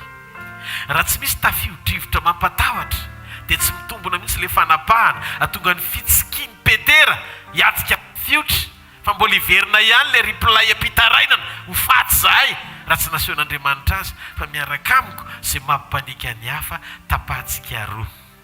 Tsy marety eka ho an'Andriamanitra. Dia mahafantatra tsy mora ny miatrika an'izany ara-nofo saingy lalan'izany ahitantsika an'Andriamanitra miasa eo amin'ny fiainantsika. Zany no afatra Paoly tamin'ny Timoty zanany, afatra fara melohan'ny hafatesany io. Dia ozy izy tao amin'ny 9:7, zanako miaraha ianao miaritra amiko. Ny sekrean'ny fahombiazako tao ambadiky ny fiaretako. Maro ireo olona malaina niaritra fa dia hita vokatra ivelan'ny fiareta. Dia izay mahatonga ny toe-panano tsy voatahiry satria tsy avy amin'Andriamanitra ilay fahafenona ny ainany fa vokatry ny fiketrehany. Ny zavatra rehetra eo amin'ny fiainanao dia tokony hisy ifandraisany amin'ny fiainam-pahananao satria amin'Andriamanitra ny fanambiana tsoa sy ny fahatsarana rehetra hiainanao androany dia tsy tokony ho tranga avery ny fananao. Anaka ozy izy maniry mba ho salama sy ambinina amin'ny zavatra rehetra ianao tahaka izay anambinana amin'ny fiainam-pahananao ihany koa. Ninona zavatra ny tany mampanotanao dia izay ny porofom-panehoana fa tsy any amin'Andriamanitra ny fonao fa mbola mifanatitra eto amin'izao tontolo izao ihany. Raisy ozy izy Paoly tamin'ny Timoty ny anjara fiaretanao no mafy miaraka amiko. Ozy izy Paoly nandray fanoharana ao amin'ny bokin'ny Timoty 2 eo, toko 1. manomboka amin'ny andininy fahatelo Timoty faharoa zafady toko faharoa Timoty faharoa toko faharoa manomboka amin'ny andininy fahatelo. Miaraha miaritra ny mafy amiko izy ianao tahaka ny miaramila tsara amin'ny Jesosy Kristy. Ny miaramila manafika izy izy dia tsy mba misy maningo tena amin'ny raharaha zao fiainana zao mba hafaly zay efa nifidy azy ho miaramila. Zavatra mampifaly an'Andriamanitra zany rehefa mijery anao izy dia ianao tsy mampisaringotra amin'ny fiainanao amin'ny raharaha zao fiainana zao. Tsy mampisaringotra ny ao anatinao, tsy sakana ho anao, tsy hanomponao sy handrosoanao anatanteraka mission. Zay zavatra tsy voatery afinaritra lalovanao eo amin'ny fiainana. Dia izy ny Baiboly falo ny Andriamanitra mitazana anao amin'izany. Izany dikan'io teny io. Faly Jesosy mijery anao hoe wow. Ahoana kay mahatonga an'izany? Fa maninona Paoly maneho fanoharana anankitelo eto. Ny andininy fahaefatra sy ny andininy fahadimy ka hatramin'ny andininy fahaenina dia zavatra telo nandraisan'ny Paoly fanoharana. Voalohany maramila, faharoa mpiazakazaka, fahatelo mpamboly. Jereo tsara jereo. Fa maninona Paoly nanao an'izay? Ozy izy Paoly rehefa miteny sy manohatra ny amin'ny hoe miaramila Paoly dia ozy izy ny andininy fahaefatra ny miaramila manafika izy dia tsy mba misy maningo tena amin'ny raharaha zao fiainana zao mba hafaly zay efa nifidy azy ho miaramila. Tsy niteny Paoly hoe olona tia manao vakansy eny amoron-dranomasina nataony fanoharana na olona fatra-pitady confort matériel le ho ampanompoana, fa olona miandry ny tompo, halleloa, ao anaty fiambenana toy ny miaramila tsy mampifaningotra ny fiainany amin'ny raharaha zao fiainana zao. Rehefa ianao no ampiasain'ny devoly, misy zavatra ampiasain'ny devoly ianao anankiray nefa mbola tsy resinao dia tafotohany ianao satria tena renao mihitsy le fantsiana hoe mahitsy be any aminao, mafy be ny ala amin'ilay satria mbola velona ao anatinao. So dia eritreretinareo ara tsy fa mora ny zavatra mipasazy ny lalova amin'ny Paoly vao natonga azy ho apôtra faran'izay enjana teto ambonin'ny tany. Izy Paoly asiako mafy ny tenako mangana. Ndao na dia efa nitoro tamin'ny sasany dia ho lavina kosa ozy izy ho andevoziko mihitsy ny tenako. Zany manandevo ny nofo zany misy zavatra maharary eo faterenao. Ianao ve mba nisy fotoana nanery ny tenanao anao ny sitrapon'Andriamanitra? Tsy hoe ezaka ao ilay izy fa mifana masina tonga dia milaza aminao hoe ty zavatra ty point ty ihany ny andrasako aminao sisa dia misokatra io zavatra rehetra io. Ty toetra ray ty ray ty.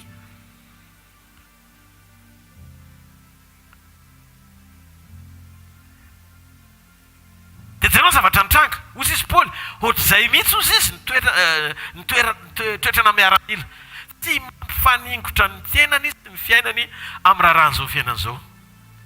Fa mijoro ho mahatoky eo am-panatanterana izay zavatra andrasan'Andriamanitra aminy mba hampifaly an'Andriamanitra. Eto an-tany zany tsika tsy mitady izay ahasoan'ny nofontsika. Raha misy zavatra omen'Andriamanitra eo na mitobaka be azo antoka fa tsy andavo anao, tsy amilalina anao, tsy ampangalatra anao, tsy efa tonga dia misy fefy ao anatinao zany hoe ateto. Zay no natonga anao voalohany nampahoriana aloha sy nandalo setra vao tonga teo amin'ilay toerana mba ahatsiarovanao ny aty lavaka izay ny adinanao sy ny vatolampy izay nakananao somary tehaka ao an'Andriamanitra. Azo antoka ho azy ilay fijoroana ao anatin'ilay izy. Ny antony ozy izy Paoly tsy tahaka izay finaritra amin'ny lalao sy varimbariana amin'ny zavatra eto amin'izao tontolo izao. Indraindray na ny hafatra azy lasa tsy mahitsy tsony satria nahoana matahotra ianao sao dia voatsindrona ilay mpanan-karena. Problème zany manimba filazantsara zany. Fantatranao mahatonga mpanota mazoto manolotolotra tolotoloran'ny mpanota ianao mba azahoany conscience tranquille eo ampanaovana ny ratsy ataony satria matoa tsy manitsy a pastera dia mety ny ataoko. Zay ny rehefa mpanota azy. Fa zao amin'ny mahiraka Jesosy ianao miaramila tsy misaringotro amin'izao fiainana izao ianao. Tsy tokony ho volany sakana tonga anao tsy hanitsy ny olona tokony hitsiana. Tsy honnête ianao zany. Miaraka nareo dia ho adinina rehefa avy eo. Fa aleo toriana foana amin'ny marina satria rehefa tapitra izao fiainana izao dia izy fiainana anankiray tsy maintsy ionanao amin'i Jesosy. Ary ao anatin'iny ho adinina ianao. dia ny ety amboniny tany tsy hoe rehefa manan-karena le sakaiza fa mpanota velona dia ianao mangina fotsiny. Ny tena fitiavana itsy io izy ala mifaratsy iny.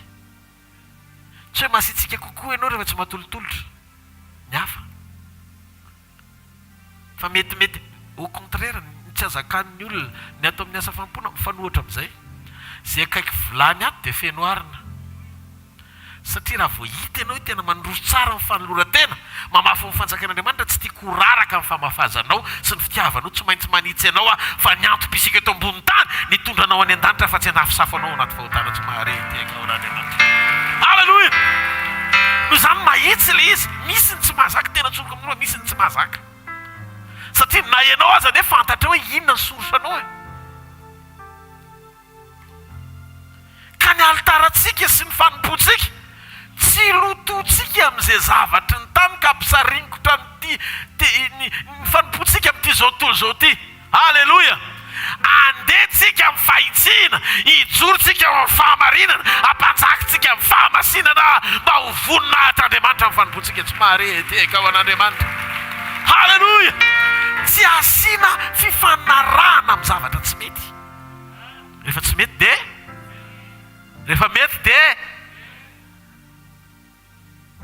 tsy zavatra sarotsaroamana zany. Dia ozy izy Paoly, tsy le finaritra amin'ny lalao ozy izy navarim-bariana amin'ny sarimbotra amin'izao fiainana izao, fa ozy izy Paoly, eny an-taninady sika miaramila dia eny an-taninady foana, tsy mahazo mijahatra zany sika fa tsy maintsy mijery foana ao anaty ady ny zavatra rehetra ho amin'ny tombontsoa ara-panahy. Tsika ine ozy izy Paoly tsy miady amin'ny nofo amandray fa mifanaratsy eny amin'ny rivotra. Efesiana toko fahaenina 9:10-12. Dia ozy izy, hitafio avokoa ny fiadian'Andriamanitra aza avela izy hibanaka. Ka ny fiainana kristianina tsy toy ny olona mijery sinema maka fafinaretana ao anaty salina, fa olona mandalo ady sy tolona ara-piambenana ara-panahy isan'andro. Zay mahatonga ny Jesosy miteny miambena mandrakariva, miambena mandrakariva ohatran'ny hoe sody misy fomba miambena bakôdikôdy ara-panahy. Halleloja! Fiverenan'i Jesosy natao amin'ny ambana fa tsy natao amin'ny banaka. Ny atao hoe ady mety misy coup d'état tampoka, mety misy coup d'état. Halleloja! Mila miambina. Inona le takiny Paoly eto ozy izy amin'ny Timoty, manany ianao anaka endurance. Sainy fa na Jesosy aza epita ranomasina mbola nisy tafiditra ihany nanohatra azy. Rehefa ianao zay no mijoro tsara dia tadidio tsy avela amin'ny fahavalo zany ianao, fa misy fotoana izy tena manao zay azony atao mihitsiny, kanefa tadidio fa ao anatin'ilay fijoroana ianao tsy tokony alaina hiatrika an'ilay fanoherina, satria Jesosy ny teny za ombanao mandrakariva. Tsy rery zany ianao ao anaty ady, manana fitsarana sy fiadanana ianao, fa Andriamanitra tsy maintsy hampandresy ianao. Tanjona tsara ny lalanao zanako. Halleloja!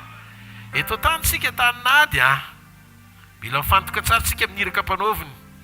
Zay mahatonga amin'ny Paoly miteny mifantoka amin'ny andraikitra sy ny antom-pisiana tsara eo amin'ny mission. Tsy natao ilasitraka amin'ny olona fa zay naniraka antsika ihany. Tsika sy natsoina mpifaly ny mpikambana, tsy natao mpifaly hoe hitondra anarana dénomination andeha lavitra makaiza. Tsy olona no arahantsika fa Jesosy. Tsy nantsontsika ho evangelika, tsy nantsontsika ho katolika, tsy nantsontsika ho protestanta na luterana na svekaela na pentekotista amin'ny tambatra na Jesosy mamonjy na tsatatrinna dolo ny anarana. Natsontsika ho an'i Jesosy rery. Tsy natsontsika ho amin'ny fombafomba mpivavahana, fa natsontsika iaina ho amin'ny fanao. Halleloja! Rehefa ianao no mampifaly an'Andriamanitra, tafita ianao zay. Tsy natsony ianao mampifaly mpanompon'Andriamanitra, lasa manao fanompony maso fotsiny. Tsy ny olona natao ankasitraka anao fa Andriamanitra. Hitan'Andriamanitra ane fieretanao tovy amen. Afatsika mahita sitraka aminy dia omeo ny tsara indrindra. Raha ho an'i Jesosy izy dia omenao ny tsara indrindra. Za rehefa mihin'Andriamanitra opportunité manao zavatra, na atao amin'ity iraky ity na tsy atao amin'ity iraky ity, dia omeko ny tsara indrindra, satria tsy fantatro ny rapitso hoe réserveko an'iza le izy. Raha ho an'Andriamanitra le izy tsara indrindra. Ty hafa ho aho an'Andriamanitra. rehefa hitan'andriamanitra mifonao dia ampitombo amin'izay izy. Hitanao mahatonga anao tsy samanymeny tsara indrindra satria matahotra ianao fa tsisy tsony eo amboniny. Nefa Andriamanitra ao anatin'ny fanetrinao tena mampitombo zavatra izy. Misy zavatra mbola tsy nisy fa tian'Andriamanitra ompisy. Ho ampitomboana misimisy amin'ny fanekenao ivide ny zavatra rehetra ao anatinao mba hahatonga an'ilay izy ho fahatsarana ho an'Andriamanitra. Ahoana ary ny fankasitrahan'Andriamanitra amin'ny fataterahany misionko ve?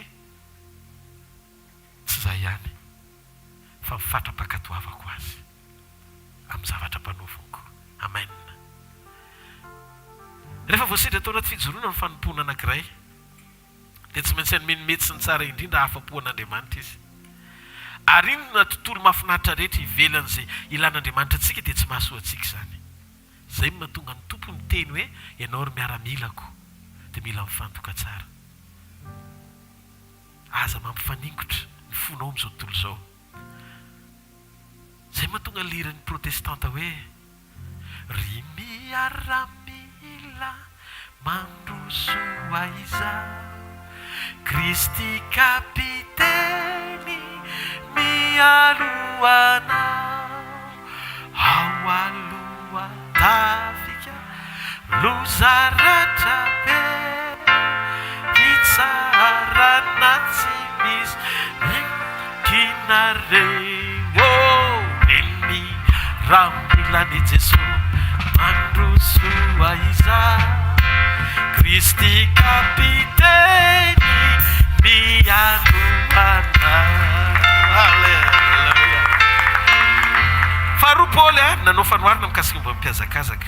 Ary raha misy manezaka amin'ny filalaovana dia tsy satroana satroboninahitra izy raha tsy manezaka araky ny lalàna. Mpiazakazaka. Avereny hoe mpiazakazaka. Ny atleta rehetra rehefa mandeha miazakazaka dia miomana mandritry ny 10 volana mialohan'ny fotoana hiazakazany. Izay no mahatonga anao gaga be mihitsy ny hoe fa sofolaninona ny Usain Bolt. Fotry rehefa mihodiny impiry izy ndrehetra efa safotra daholo izy rery sisa ny makarirany tsara ary mbola manao ohatr'izao izy tonga any amin'ny arrivé efa misy 10 volana iny. Izany hoe ny fifantohan'ny mpiazakazaka dia amin'ny hazakazaka. Misy motivation izy. Misy fiafarany ny zavatra ataony. Ianao mila misaina ny tirim-piazakazaka isan'andro. Misy farany ny zavatra rehetra ataonao. Amin'ny zavatra rehetra ataonao androany dia tadidio tsarovy ny farany. Mpiazakazako ny toera tsara ao anaty disiplinina eny amin'ny toeram-piazakazahana.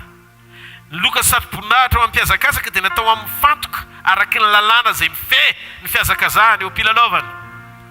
Raha miazakazaka ianao dia mandeha mafy be mihitsy nefa nataonao ohatr'izao daholo ny ligne anao tsy arahanao fa ny manao ohatr'izao dia sakaranao izay mandeha mafy. Dia mety tonga voalohany ianao fa rehefa tonga ary amin'ny farany disqualifié. Ianao rery miorakoraka fa tsisy olona miorakoraka ao anao izany tsotra.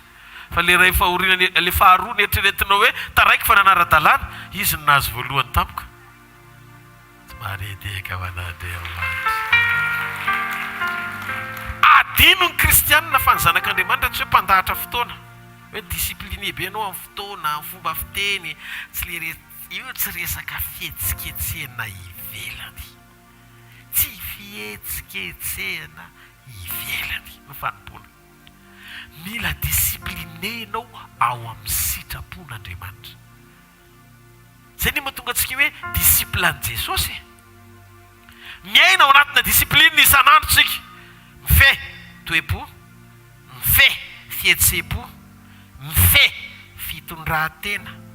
Ary ataontsika lara-pahamehana izany mba hampifaly an'ilay Andriamanitra izay ivavahantsika. Atateraka antsika any amin'ilay tanjona faratapony iandrasany amintsika ao anaty fiombonana. Amen. Fahatelo mpamboly ny 9 ny mpiasa tany izay misasatra ny tokony voalohany indray ny vokatra. Dia ny izay lazaiko fa omeny tompo fahazavatssainany amin'izany zavatra izany ianao. Fisasarana, filofosana, fanoloran-tena tsara an'Andriamanitra. Misy fotoana ny fanantenantsika eny an-dalana mety rava raha tsy manana fanantenan'ny mpambolontsika. Io mpamboly io rehefa mamafy izy amin'ity taona ity tonga ny tafiditra dia mbola manantena vokatra eny izy ahafahany mamafy amin'ny manaraka. Zany hoe ny olona tena mpamboly dia manana plezira amin'ny fotoam-pamafazana no fotoam-pitsinjana. Amen sa tsy amen. Le zavatra miverimberina foana fa ny mpamboly tena mbola nahita olona manam-panantenana fa ny mpamboly tena manana be mihitsy. Miandra n'le voa izy, voafafiny dia efa manondraka sady izy. Raha tsisy orana dia efa manondraka. Mbola tsisy zavatra maniry akory dia efa sin-drano. Faharetany zany, fanantenana zany. Le vokatra tsy eo no eo. Ianao tsy mbola nisy olona namafikatsaka dia nijinja tamin'ny herinandro rehefa tamin'ny voamaly izy namafy. Miandry, faharetana. Zay le faharetana mambavaka. Fa sotoana manondraka amin'ny teny. Faraisana fiombonana amin'ny fanamasina tsy marety eka ho an'Andriamanitra. Manomana mandrakariva ny ahafahan'ny fiadaran'Andriamanitra anana toerana ao anatsika. Mila faharetana isika amin'ny fiandrasana vokatra sy fanolorana tena tsara manoloana an'ireo karazana fanoherana mety misy rehetra eto ambonin'ny tany. Misy ny tafiotra indraindray nitady hitondra an'ilay voany hiditsidina. Misy nitondra drano be mety hipoaka an'ilay izy. Fa zao tsy mahakivy ny mpamboly zany ianao ny asany. Rehefa mifo dia tadio mihetsika Andriamanitra manoana anao amin'izany. Ary ny toetra ny mpamboly ihany koa dia noho izy ireo izay tena hoe manantena fijinjana tsara foana. Mioty izy vokatra avy amin'ny famafazany. Mety tsy mamokatra indraindray ny zavatra ataony. Tsy voatery hifanarakarak'izay eritreretin'ny saina. Fa ny zavatra azo antoka dia izao tsy mety kivy mihitsy ry zareo ireny. Korintiana faharoa toko 7:10 fa ny fahorianay maivana izay vetivety foana dia maika miasa fatratra indrindra mba hatateraka voninahitra mavesatra mandrakariva, maharitra mandrakariva ho anay. Fanantenana zany. Toy izao trany ny fanomponao. Aza vela isy tontolo ampisaraka anao amin'Andriamanitra. Ataovy izay iombonanao aminy ao anatin'ireo tontolo-panoharana telo nolazaim-poly ireo. Miaramila ianao, mpiazakazaka ianao, mpamboly tsara ianao, tsy marety eka ho an'Andriamanitra. Alleluia. Ny Hébreux toko 2:7 farany teo azadino fa na zao tontolo zao ary tsy mendrika hitoeranao. Noho izany tsy eto amin'izao tontolo zao no tokony ametrahantsika ny fotsika. Fa manana tanjona tsara lavitra tsika, fiainana ambony lavitra mihoatra noho ity zao tontolo zao ity.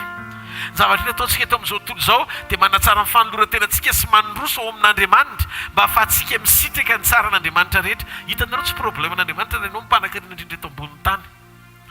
Fa tian'Andriamanitra hita fotsiny fa rehefa tonga mpanan-karena dia tsy mifikitra amin'ny abetsahany zavatra anananao fotsiny. Mataotra ny tanan'izay meny. Mafantatrareo fa fanidevoly ao anaty sainao mihitsy hoe tsy eto an-tany. Hitanareo ny olona misy olona kristianina fahate. Taitra be nareo mijery inona indray zany tenen'ny paster Rodolphe zany. Zany ny mariny. Tsy tena mino ny fiainana mandrakizay izy fa izay mahatonga azo milofotra manangom-be eto ambonin'ny tany satria mieritreritra ihany izy quelque part ao anatin'ny sainy ao. Io sao dia tsisy fiainana intsony ny aorian'ny androany ka ny fomba ahoana ny ahafahako.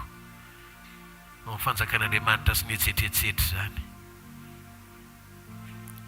Zay no teneniko hoe raha vao tsy maro toerana ny fatokino ny fisiany mandrakizay dia tsy azo antoka ny fanoloran-tenanao ny pasazinao eto an-tany. Toratsana tanan'izay mena. Tsika tonga eto an-tany tsy hanangom-be, tsy hanao izay azahoana amin'ny tsy fahamarinana, tsy aina amin'ny tsy rariny. Ongo teo anatin'ny folo io fitiavam-bola io. Amin'Andriamanitra tsy hoe mifananam-bola fa valony fanananao vola be izy. Fa tsy tian'Andriamanitra raha tia vola ianao. Manana izy fiononana izy Andriamanitra no bokin'ny Hébreux. Aza tia izao tontolo zao izy. Aza tia vola. Fa za efa niteny taminao izy za tsy hafoy nandahoanao mihitsy. Zany hoe Andriamanitra zany amin'ny fotoana rehetra eo. Rehefa eo Andriamanitra ny zavatra rehetra ilainao dia ataony tonga ara-potoana izay ny atao hoe manan-karena ianao. Fa ny olona manan-karena tsy mpanan-karena. Manan-karena tsy mpanan-karena. Fa ny olona mpanan-karena le arena tena hoe lay atao hoe fananana sarobidy amaritra ny maha-olona. Atonga an'Andriamanitra kijoro anatanteraka amin'ny fotoana izay zavatra rehetra ilaina. Ary isaorako an'Andriamanitra fa izay angamba mahatonga ny mbola fijoroana ohatr'izao satria zavatra rehetra ilaiko dia ataon'Andriamanitra tonga ara-potoana fa za tsy manana ambiampy be zany. ny olona rehetra mijery tsy problemako zany nay zany izy mijery zany tsisy fatikamba eto fa fahamarinana tsy mampaninina tsy manazavatra mihoatra ako fa zay ilaiko de tonga fantatr'andriamanitra fa ilaiko io ny ianao de mety ampiasaina atao am'izay tokony ampiasana azy tsy manana mila arabe any amin'ny kaonty a tsy manana ninninna fa fitsikitsikiny foko fotsiny de mahalala hoe zay zavatra ilaiko de tonga ara-potoana na ny amin'ny asan'andriamanitra zany no amin'ny fiainana tokantranonay zany amin'ny zavatra rehetra zay ataonay de ohatr'izay ny fiainanay ho an' Jesosy reny mivoninahitra de ampitsikiny fiainana eny ianao tsy miezaka ianao ny andangy akatombony amin'iza na amin'izy tereny vola ataony vola mahamay mihitsy de manota mandainga mangalatra misoloko manao zavatra rehetrarehetra zao nefa raha fantatra fa vo na ianao ihany raha manampina ny oronao anatin'ny adiny ray de maty ianao 30 minutes angambarabe indrindra sa 40 mielona ny fofonaitsika manapa-hevitra mifanaraka amin'izay ndasan'andriamanitra amintsika fatary fa tsy fanaperana eto betsaka ny nandalo ny eritreritra sy ny saina fa fanydevoly ary io problème io a verimberina foana eo foana ny azona ny devoliny olona rehefa matanjaka ianao ohatra ny tsy ho faty zany zesta bobo be mihitsy rehefa matanjaka ohatra ny tena hoe tsisy ohatra ny hoe tsy ho aiza ho aiza zany ohatra ny hoe tsy andeha ny andrangola zany nefa ny zavatra tsy fantatrota ny zavatra rehetra atao eto ambany masoandro dia anaraka anao ny asanao rehefa miala eto ianao tompona ndraikitra zaty sanjatra ianao fa tsy hoe olona solafa kely raha ilalana mposy platy anao fa nanditsy nanapake itolosy anao pianao no natsole anao anefity ny tompotompone tena manamaivana miaina nefa mbola olazay rehatrany andanitrany anelikikany abela sy ny rabe olanitra ny ty antane sy ainao eroviny anao no makany eo anolontsy sosianao sakaize sy afaka ialanao na oaizanao aize marina misivasimane koratsaraika sy azo fihinana sisy politika na vola makarena fa sy rehetrarehetra kety antany mbola itsara ianao no tereny ian'izay rehetra natao hoe efa hoangonany andro ny natongavana hoe ianao hatramin'ny ray amantsara mandrakiza hitanareo fahefana voninahitra hery vola ny zavatra rehetra mandalo na ilozanao na andao anao ndray androany tsara ianao manambe ary iraliko ianao ambinina sy salama amin'ny zavatra rehetra tahaka izay nambinina mifananao ihany fa ratsy ianao raha manambe nefa izy fiatraika eny amin'ny fiainam-pananao zay mahatonga milaza tsy fitahinana na ny ran'andriamanitra anay atonga anao ampanantena tany ianao fa ny atonga anao andova lanitra nefa anana ny zavatra rehetra koa tsy faningotra amin'ny zavatra ny tany fa iombona amin'andriamanitra raha ianao zay olon'izay dia tika anao ty an-tanina mampineon'andriamanitra lanjalanjao tsara ny herin'ny vola lanjalanjao tsara ny herin'ny fananana sy ny fahefana mety tsy zaka menao an'izany zao fa alohanao tsy mahazaka zao tsy zay tsy zakanao le mandrak'izay lesitsika omaly mba fahasoavana fahasoavana malalaka zao na ianao ara ny olona faran'izay adaly indrindra reto ny fanoharanao meko hoe atraizany famindram-pon'andriamanitra mbola afaka mamelanao mety efa namon'olona ianao firenena anankiray ny naringa anao ianao reo sisa velona mpangalatra sy mpanodikodim-bola ray ny tany ianao mbola metro no zaka io sy faran'izay zokany manam-pahefana ianao fa ataonao mangororo ambany fahefanao daholo amin'ny tsy fahamarina sy tsirariny ny olona rehetra zay akin'andriamanitra sy apetraka andriamanitra ho fiainanao afaka manao an'izany ianao manatsafidy ianao tsinona fa ino ty famarinany ty eno kely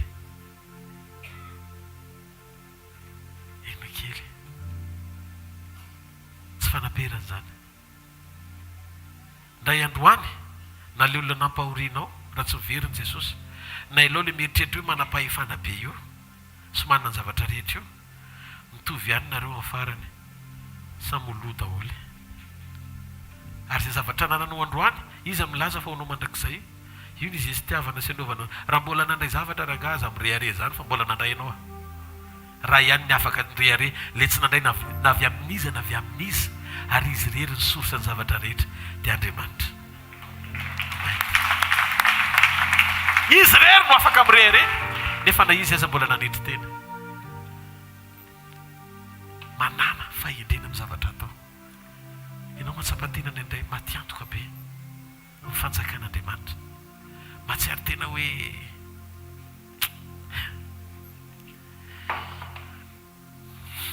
tiako tsapatsika tiatsika rehetra Jesosy fa na ianao ary ny olona faran'izay ratsy indrindra le nytany saiko teo fa ozy izy ianao androany Jesosy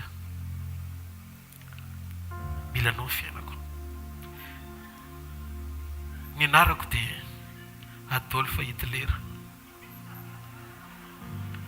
variako le teny teo hoe mbola misy atenaina ny amiko raha velonaina ka misy fofonaina eo mba havoriko manenina tamin'ny zavatra nataoko rehetra Jesosy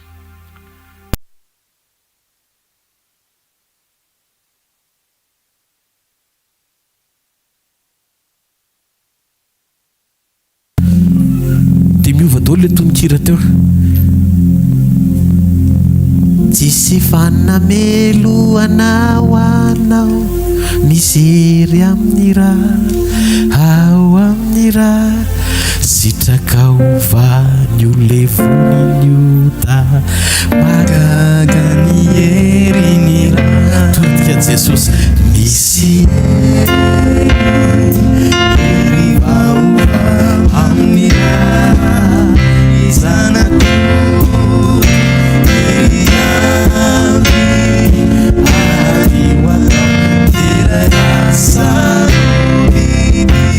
tsiaritra Jesosy dia raha mahafantatra hoe lehibe ny fitiavana ianao ry olombelona efa naseho anao izay tsara ilay modely tokana miendrika ho tafo ny nofo rehetra ro rivotaona lasa sy ny teto ambonin'ny tany azo hitarafana ny fiainany ny alehibe ny zavatra voasoratra momba azy anairana anao hitodika mba hanahaka azy fa na ianao ara ny olona faran'izay ratsy indrindra eto ambonin'ny tany efa fantatra hoe le olona heverinao iny tena pira mihitsy fa mbola mety mbola mihoatra kokoa noho izay ianao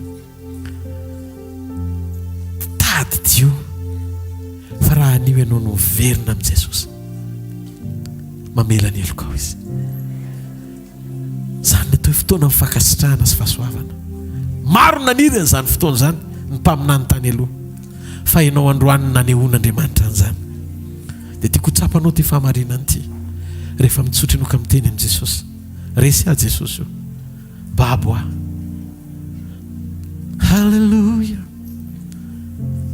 dia tonga izy manantona anao dia atsangany ianao dia ozy izy za no niteraka anao androany fa tary fa ianao tsy afaka mitsoraka makany amin'ny lasanao fa za ny teny efa tany amin'ny lasanao mba ahafahanao manatena sy mandray fanapa-kevitra amin'ny androany anatsara no avinao miaraka amiko dia ozy Jesosy efa vitako daholo ny zavatra rehetra zanako aza merikerika amin'ny fanameloana any amin'ny zavatra tsy nety nataonao tany amin'ny lasa fandao fa afaka hiaraka sika halleluja andeha ambonin'ny rano meny anao ny fanahany mba ahafahanao miainao anaty fanapahany meny anao ny fitahiny mba ahafahanao miaina tsara ho fanjakany omeny anao ny heriny ny ainy ahafahanao mijoro mandeha ao amin'ny programany sy sitrapony halleluja halleluja mba tahio e haitondra ny fanahinao kasiwalala ampiwa usialami fanatreanawe meu faedrena sisisike tsanao anganoangano meu finona marisike ande ambony rano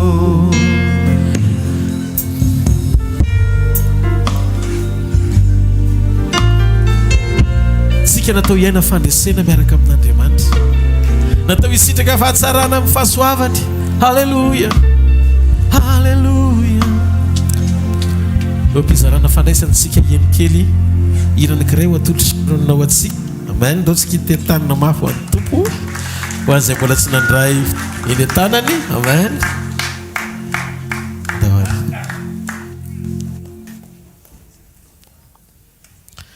halleluja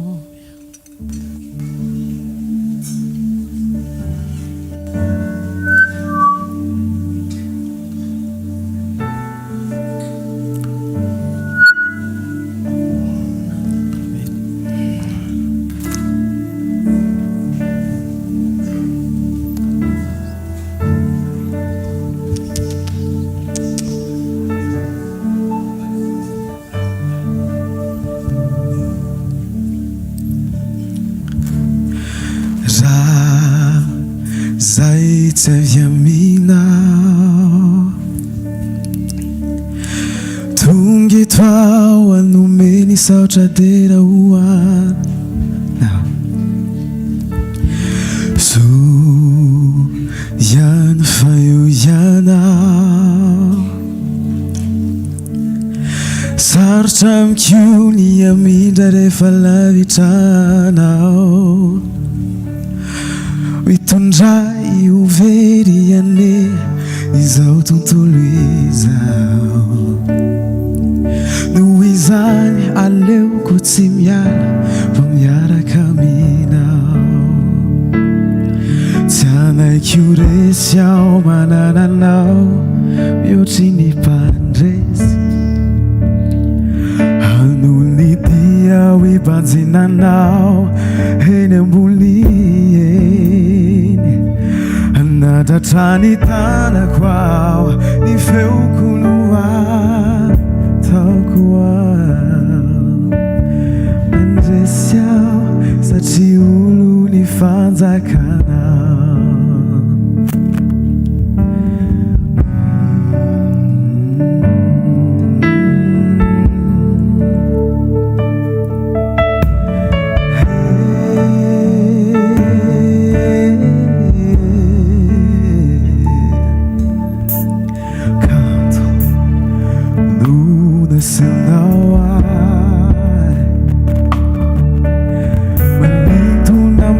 fiainy atsaranao ray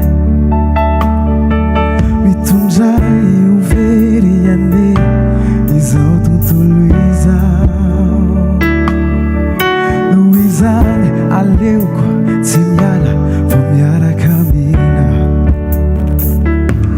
tsy anaiky ho resy ao manananao mihoatry ny mpandresy ipanzinanao eny ambony anadratrany tanako ao ny feoko no ataoko ao tena mpandresy ao satria olo ny fanjakanao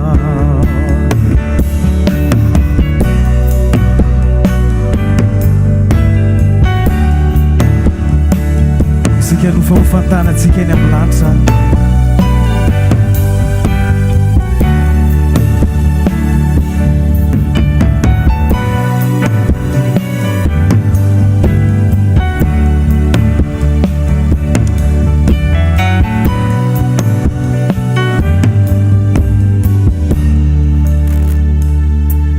tsy anaiky ho resy ao manananao mihoatry ny mpandresy ao ibanjinanao eny ambony eny hana mandratra ny tanako ao, ny feoko no atako ao. Fandresy aho satria olo ny fanjakanao.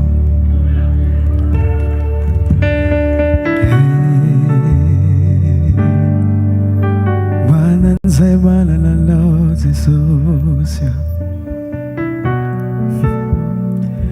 Fandresenay ianao Jesosy, manana anao zay manana ny rehetra.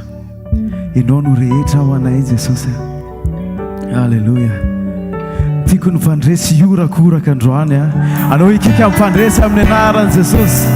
Halleluja. Halleluja. Anao tsy kitsangana eo toerana misy antsika. Manana anao zay Jesosy mpandresy. Zany no mahatonga anay mandroso foana. Satria fantatra Andriamanitra fa tsy misy sakana eo anoloanay ka lehibe no ianao. Ianao no miteny tamin'ny Petera hoe makanesa ety amiko. Raha ny lalina no vakiana, tafiotra no hitany maso. Fa rehefa eo ianao mandresy miaraka aminao. Androany Tompo ao anatin'izao fandraisan'izao dia tiako hisokatra ny fotsika tsirairay avy. Tianao Jesosy. Mihevitra anao mihoatra izy amin'ny fotoana rehetra. Saingy falohan'ny akarany dia efa nataony tonga ny mofo ny endriky ny nofony. Nanaiky izy hitondra ny endriky ny rano ho tonga ranom-boaloboka azonao hisotroana mba hahafahanao miombona aminy. Tamin'izy tany an-danitra dia ozy izy ny Baiboly milaza lanitra ny seza fiandrianany ary ny tany ny fitoerany tongony. Pôzi-pie ny tany. Fa eritrereto ilay Andriamanitra goavana nanaiko tonga naka ny endriky ny olona amin'ilay endriky ny fahakelezan'ny olona mba ho eo amin'ny olona. Nidina Jesosy nampahafantatra ny tenany sy ny fitiavany ary ny fiainanao anao. Emmanuel amintsika Andriamanitra. Fa tsy nijanona treo izy fa makiny ao anatinao izy. Dia ozy izy alao mbola hidina amin'ilay endriky ny fahakelezana. Hita maso ilay olona lava ranjana nohotranao lasa nanaiky ho tonga mofo mba hahafahany miditra ao anatinao. Maky ny ombona aminao Jesosy. Valio ny antsom-pitiavany. Tsy ny olona rehetra nilaza fa tiany navita ny solo anao tamin'ny fahadisoana. Tsy ny olona rehetra nilaza fa tiany navita ny aritra anao amin'ny fanantenana. Raha misy ny anankiray manantena indrindra ny fiovanao dia Jesosy. Tsy nandrikana anao tao anatin'ny fahadisoana izy. Tsy foana ny fitiavany ka nahatonga ny olandritra noho ny zavatra mana fotoana azy ny ainantsika tsiray avy tonga eto androany. Ka matombola toy izao ianao dia no fahasoavany sy ny famindram-pony. Paoly nisy fotoana ny taraina be dia be ny zavatra nitranga teo amin'ny fiainany. Nisy tsilo anankitelo izy nangatako tamin'ny tompony ialany zany. Fa zao no nataony tamiko Paoly misy zavatra efa ampy nameko anao any. Ampy anao ny fahasoavako. Ampy anao ny fahasoavako. Fa ny heriko dia tanterana amin'ilay fiankinana io. Rehefa ianao miankina amiko, rehefa ianao miombona amiko, rehefa ianao matsiaro ahy, rehefa ianao manao zavatra tsy mandeha amin'ny heriny sainao fa mitoetra amin'ny fatokiko dia mitombo eo amin'ny fiainanao foana ny heriko. Misy olona eto androany amangy anao manokana Andriamanitra ao anatin'ity fivorian'ity. Ho anao ty fotoana mifandraisana androany ity. Ary azoko antoka fa mifamanginy anao dia anovany any anatinao. Ro fanangejana fitsosona mitambatra atonga amin'ny fiainanao tsy lavorary ho foanan'Andriamanitra ao anatin'ny ray segondra zany raha vao misokatra fotsiny fonao androany iombona amin'Andriamanitra. Mahita an'i Jesosy hanafaka ny olona voafatotra sy voagejany toka fitsangajangana. Ro zavatra iankinanao loka anolonao an'Andriamanitra. Ty fotoana androany ty fotoana hidelivren'Andriamanitra anao. Ninona vesatra rehetra ny anatinao androany manana fanantenana. Kristy ao anatintsika fanantenana amin'ny voninahitra. Ary anatin'ny fiombonana latabatra amin'ny Tompo afaka hiovany zavatra rehetra. afaka iovany zavatra rehetra sokafy ary ny fonao dia velomo fanantenanao apretony fononao anatinao fa ianao tsy natao lava ao anatin'ny fanoerana ianao tsy natao rava ao anatin'ny ataky ianao tsy natao raraka ao anatin'ireo karazan-javatra be dia be tsangany devoly anohatra anao fa tiako ny laza aminao fa lalam-pandresena io ahitanao ny fahalebiazan'Andriamanitra amin'ny fomba ahoana ny atsapantsika fa mpanasitrana izy raha tsisy aretina amin'ny fomba ahoana ny alalantsika fa mpanao fahagagana izy raha tsy misy zavatra mampiravoravo tanana amin'ny fomba ahoana ny alalantsika fa mpanangana izy raha tsy misy aloko ny vafatesana fozy izy Andriamanitra raha rehetrareo ny reseko dia mba ho anao isehony fandresenao satria zanaka ianao ary zano niteraka anao androany Jesosy faly zay manana anao Jesosy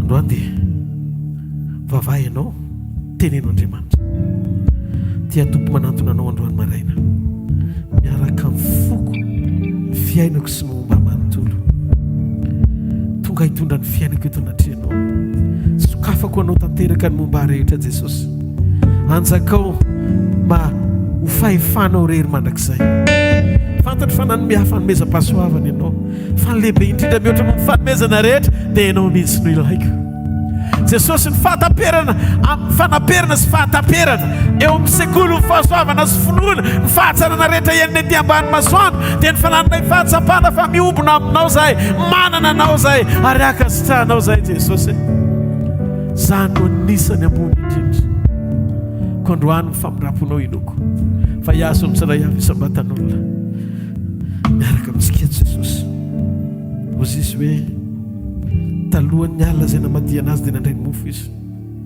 rehefa nisaotra izy dia nivakiny le mofo dia ozy izy hoe tia ny tenako izay vakina ho anareo zao natao voafahatsiarovana misaora azy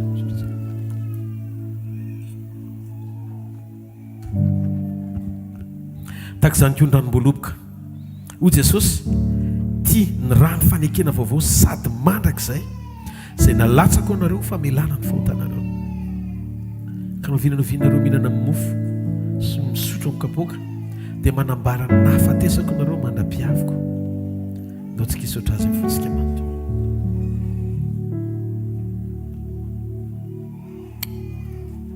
fa maninona no iraisana ny fampiakarana kapoaka ny fihinanana ny mofo iraisana mariky ny firaisam-po matena iray atsika anehoana n'ilay indray ny mpimaso iraisantsika koa amin'ny fotoana anovany antsika hitovy endrika aminy ao amin'i Jesosy tsy misy mandeha rery zany fa miaraka daholo ary samy tonga ao an-tranony ray daholo ny tsirairay avy halleloia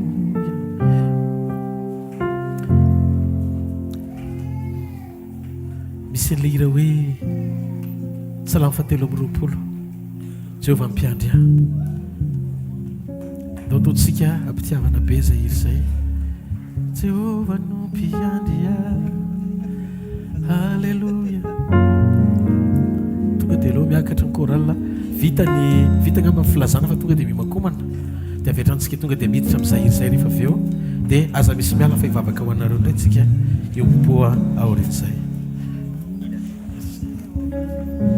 halleluia raha vantsika amin'ny anaran'i Jesosy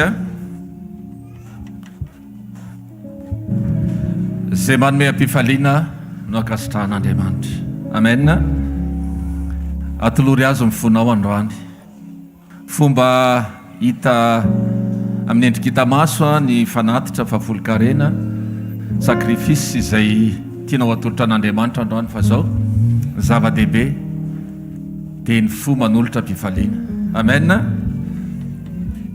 mbola mifadoka be nganareo dia tsy nanao amen amen aza mifadoka amin'injahatra omena iny fa mifatoa amin'ny fonao zay omenao dia manaraka ho azy zay atolotra ho azy halleloia rehefa avy eo ny satsampana ny tanora ny ankizy ny tanora zandrony sy ny tanora zokiny efa misy fandaminana rehetrarehetra dia mba tonga dia samy manantona ny toerana zay tokony hisy azy sy ireo tomponandraikitra manokana momba an'izany raha tapa-kevitra ianao androany dia midira fa mbola tsy tara misy ny tokony hanomezam-boninahitra an'Andriamanitra amin'ny fanatrehantsika ny krismasy mahagaga zay atao ny 13 ny volana desambra ho afy zao. Zay ny fotoanantsika rehefa aveo a dia ny amin'ny herinandro moa mazava ho azy a ny sekoly isamarainy tsy amin'ny soprety analakely a dia tsy miova manomboka amin'ny fitora ka hatramin'ny valora sasany a. Latsinainy manokana sekoly mpanasitrana na talata sekoly mpahamana olona na larbi sekoly tokantrano sy fanambinan'Andriamanitra zoma fanotronany eto tsika amin'ny efatrora tsy miova ihany ko eto amin'ny toerany fa ny sabotsy herin'ny androany tsika tsy eto fa etsy amin'ny shoprite analakely manao ny fandraisana fanasan'ny tompo manomboka fitora ka hatramin'ny 7 ora tsy diso. Ny krismasy mahagaga zay samy hitondrantsika mambavaka dia tanterahana ny 23 desambra zao araka ny tenenina teo manomboka amin'ny 2 ora atoandro ka hatramin'ny 9 ora ariva. Manana adiny 5 be zao tsika anararotantsika dia voalohany indrindra eto ambavaka ilay fotoana mba tena fotoana isehoan'ny voninahitra Andriamanitra, fotoana manokana hikasihan'ny tanan'Andriamanitra fiainantsika tsirairay avy. Tsy hoe tena io le daty anniversaire ny Jesosy fa tena ampinoana no ahafahantsika miara-miombo mpifaliana miaraka amin'i Jesosy amin'izany fotoana izany dia ataovy tafafantoka tsara ho an-tsainao ao amin'ny fonao rehetra fa hiaraka ifalitsika iteran'Andriamanitra nomendry voninahitra azy amin'ny krismasy mahagaga io azadiny 23 desambra voninahitra Jesosy. Alleluia. Ny FM 90.8 moa zay radio ny HVKL mission dia efa manomboka mandeha izy ary efa tena mila miomantsika tsirairay avy. Fiomanana voalohany dia raha manana radio anao afaka manao mémorisena dia tonga dia mémoriseo amin'le 1 le izy dia isaky mbo mikidika dia tonga dia ny radio dia tonga dia feon'Andriamanitra nyrenao voalohany eo. Alleluia. Alleluia. Dia mba manararotritsika miainy rehefa tsy eto amin'ny fanatrehana dia andray tsika miainy dia raha mandeha bus ianao dia mba resao le chauffeur raha mba azonao atao dia hoe ovay 90.8 efa tsara be mihitsy. Alleluia. Ndao tsika nindrantanantsika ty anoloana raha n'olotra fanatitra fa volonkarena sakrifisy. Raha amin'ny anaran'i Jesosy mankasitraka anao zay dia raha manome voninahitra anao zay satria mbola tsapanay any anatinay ny fitiavanao anay. Dia androany zay manatanteraka ny fanavaozana ny fanoloran-tenanay amin'ny alalan'ny fanatitra sakrifisy fa volonkarena misaotra raha eo satria zay nitahinao anay ihany no anombina anay nefa fantatray fa tianao zay fihetsika rehetrarehetra avy amin'ny fo dia misaotra tompo. Mankasitraka anao zay amin'ny anaran'i Jesosy. Amen. Tiaka mafitsika voninahitra tompo. Alleluia. Ataontsika hitsangana hisaotra an'Andriamanitra mifotsika manontolo. Azadino ny radio antsika 90.8 ao anatin'io miverimberinao le teny manafaka tsika ireny isan'andro aloha hatreto satria mbola manao esentsika hanamboatra studio mbola misy ezaka kely misimisy ho an'ny fanatanterana ny fananganana ny radio. Dia azadino ihany koa ny krismasy mahagaga zay rahantsika amin'ny 23 izy io fotoana manomboka amin'ny 2 ora dia ho an'izay tia fiankofana ho an'izay tena tia hoe miakohaka amin'Andriamanitra ao anatin'ny hira fiankofana marosokotra fo manomboka amin'ray dia efa hifandimby eto ireo zanak'Andriamanitra rehetra atao anatin'ny asa fanompoana. Amen. Hitondrantsika amin'ny fiankofana sy fahamamona masina zany hoe misokatra bara manomboka amin'ray. Alleluia. Efesana toko 5:9-20. Efesana toko 5:9-20 sisy ny ten'Andriamanitra aza manaiky mamo divay natoka fa aoka ho fenona ny fanahy. Dikan'izay ny fanahy masina no ameno anao ao anaty fahamamona zany hoe io bara misokatra eto zany amin'ny 23 bara ny fahamasinana tsy maharetiaka ao anandre. Alleluia. Dia ataovy azo antoka fa eo ianao manana mpiandry anankiray izay tsika izy tsy matorona rendrena mandrakizay reko tatompoko mihitsy Andriamanitra ny teny hoe atao lera hoe Jehovah mpiandry ahy.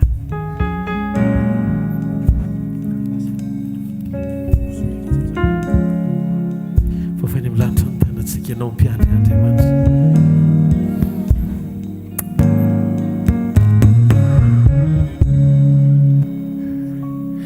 Jehovah Driai Tiananzava mahuriao Mapandrai aminyai Mentsuizy mitondray amor ny rano fialan-tsasatr'izy Jehovah nupia Driai Tiananzava mahuriao Mapandrai aminyai Mentsuizy mitondray amor ny rano fialan-tsasatr'izy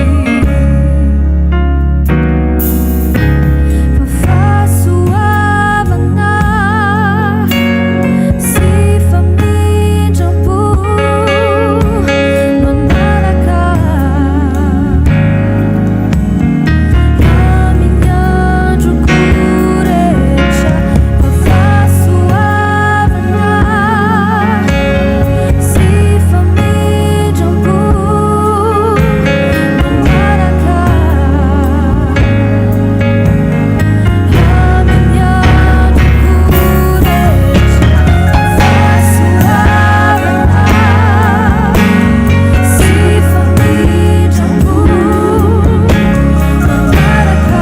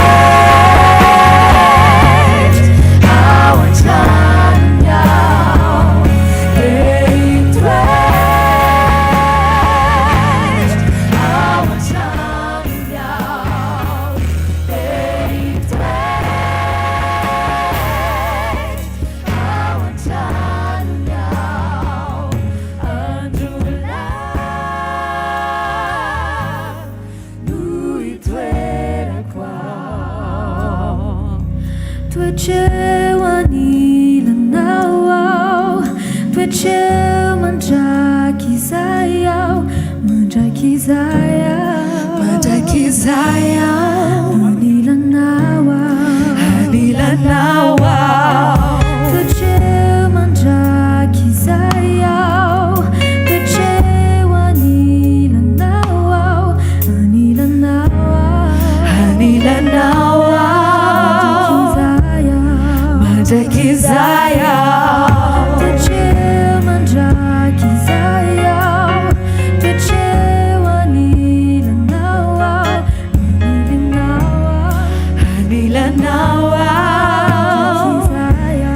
Mandrakizayau Tueceu mandrakizayau Tueceu anilanau Mandrakizayau Mandrakizayau Anilanau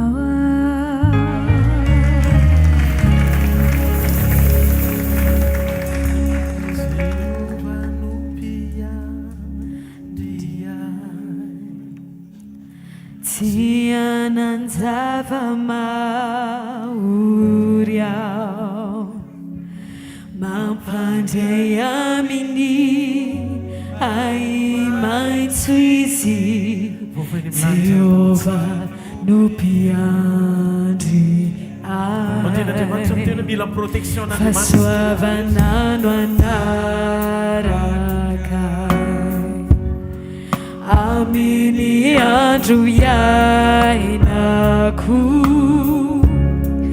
dia itoetrao antrano ny Jehova andro lava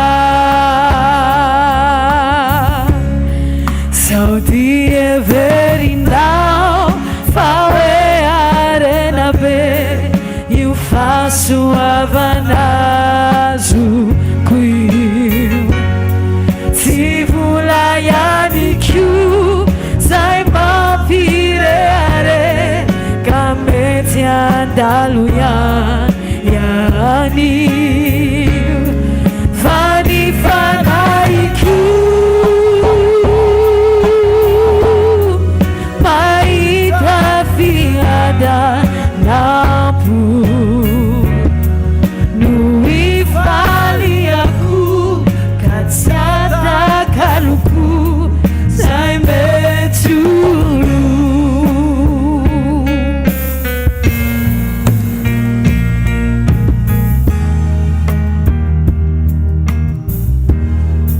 Jehova no mpiandry ay tsy anan-java-maory ao mampandray aminy ay maitso izy Jehova no mpiandry ay fahasoavana no anaraka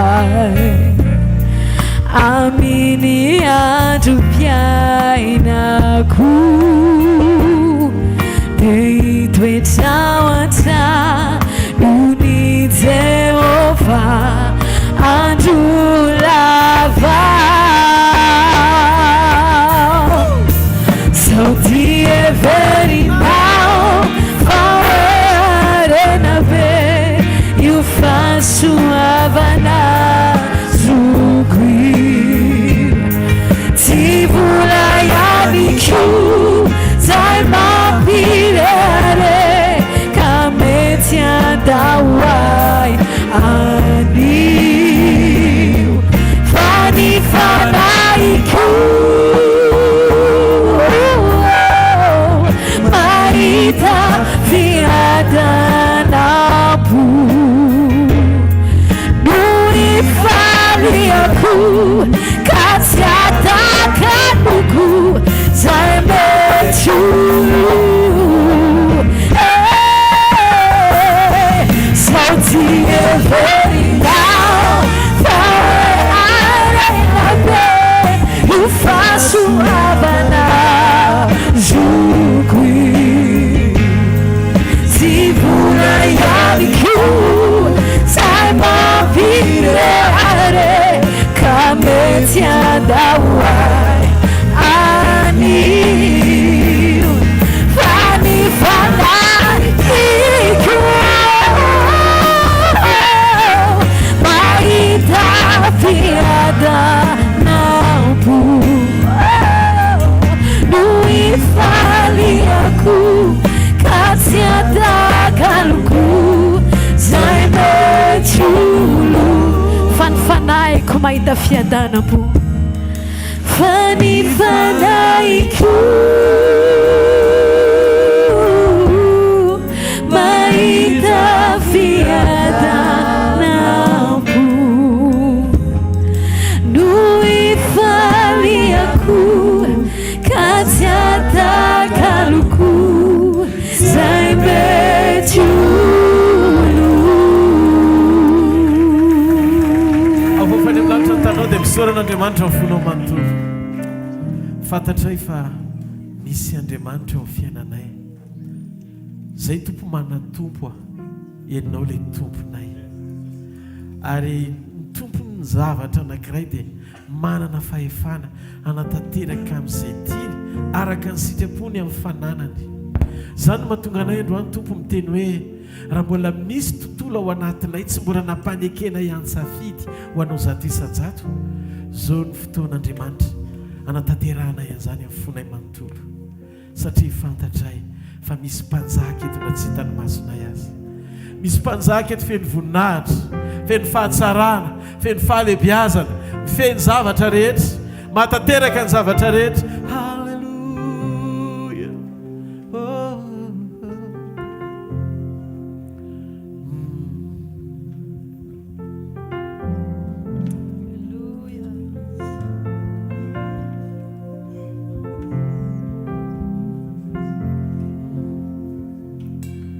Misy mpanjaka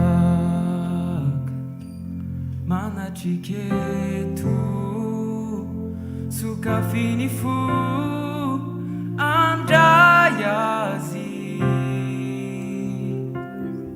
ny fiderany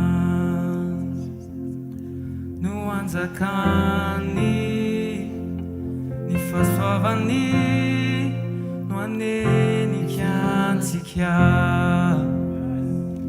Izy mandal ireo enta mavesatra, ireo amboary rehetreo atongony, misy anarana ambony anarana rehetra. Jesosy Kristy mpanjakany mpanjaka.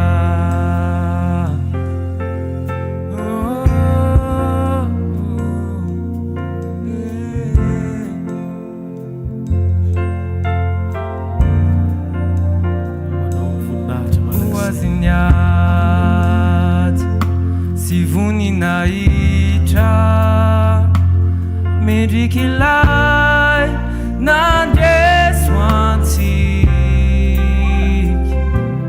nalevina nitsangana minkery mifasana tsy natazonazy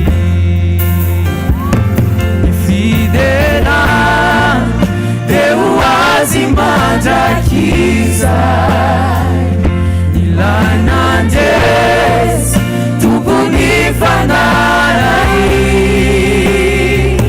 misy anarana ambony anarana rehetra. Jesosy Kristy mpanjakany mpanjaka.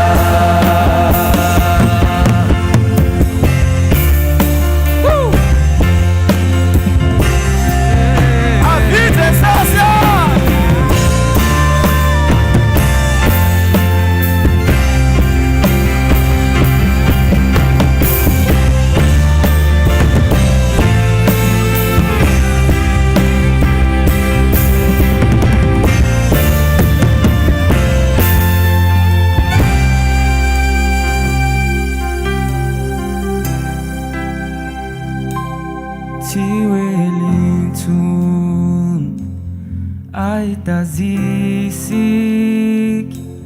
niranumas ufafani wawachanundrai utapichanyadi tiwelait nipamunjisikia simandan ireweta mavesatra irewambwa retewa tungui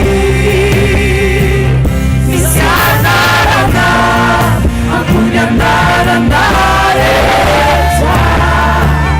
Jesosy Kristy mpanjakany mpanjaka ipidera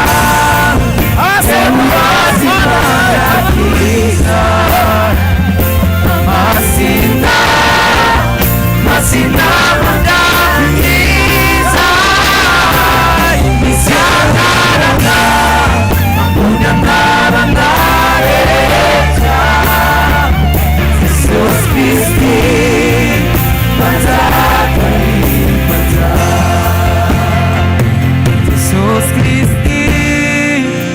mpanjakany mpanjaka Jesosy Kristy mpanjakany mpanjaka enoy kely ane andao ny tsika isaina ny tao am-pony Elia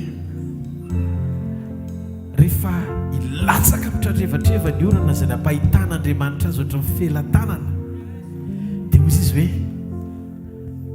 lasa izy nandeha mivavaka navela ny aba andeha kalesy andeha melo tsy nikoropaka izy tsy nanay izy sotara fa nalony ny akohaka teo amin'Andriamanitra satria nahatoka ny tanan'Andriamanitra izy zavatra nahavariana lay nisy ny tanan'Andriamanitra indray ny tonga alohan'lay olona mitaingina kalesy tsy azo faritana amin'izay hitany masonao androany ny fefaranao raha bitso miaraka aminy dao tsika ity tanana mafy eo an'Andriamanitra dao tsika ity tanana mafy eo an'Andriamanitra izy aloha tena sura hoe tanan'Andriamanitra momba azy dia tsy raraka mihitsy izy satria ao amin'ny tanan'Andriamanitra no anehoan'Andriamanitra fa tia antsika izy orakoraka mafy eo an'Andriamanitra halleluja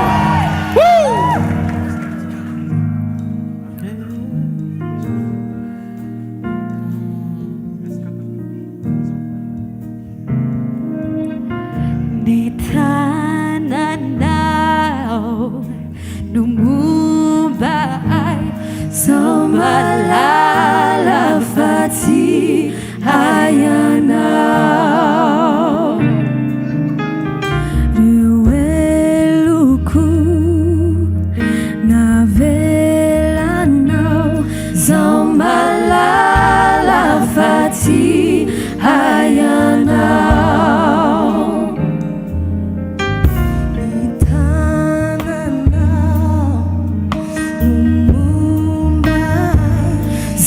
Malala fati ayana Reweluku na felana Malala fati ayana Metiantera Yavo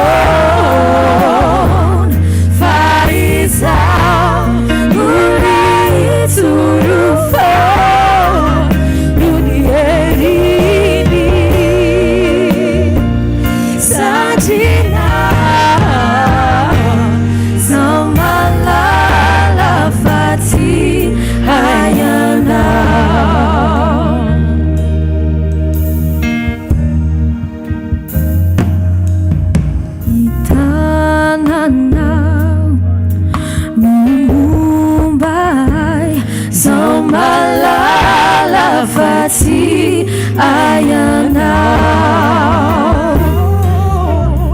Reweluku navelanao Zao malala fati ayana Metiantera Nyavon faizao Mulai tu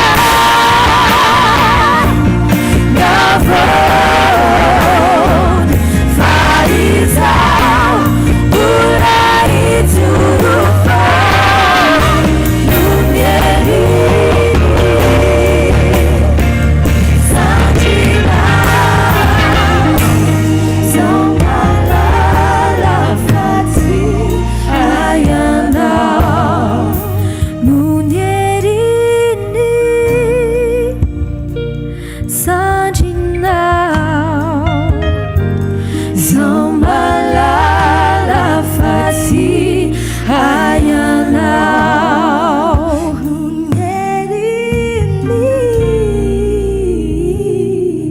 sandrinao zao malala faty hayanao.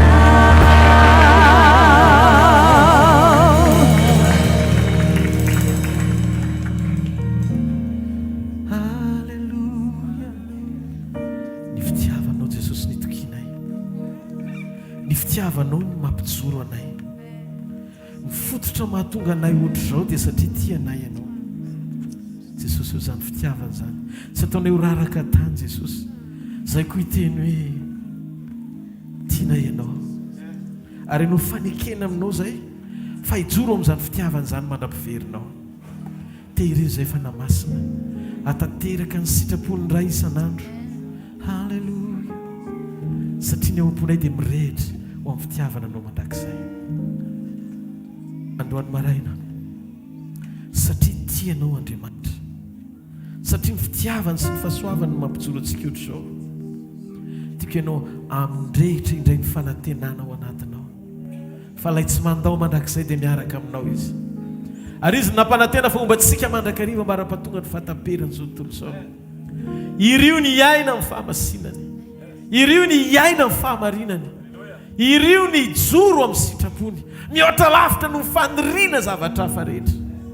Fa rehefa ianao no akasitrahany toy ny tsy eo amin'ny fiainanao ro tontolo mitambesatra rehetra, ary na dia ny fahatsapana ao anatinao azy te hovaina Andriamanitra.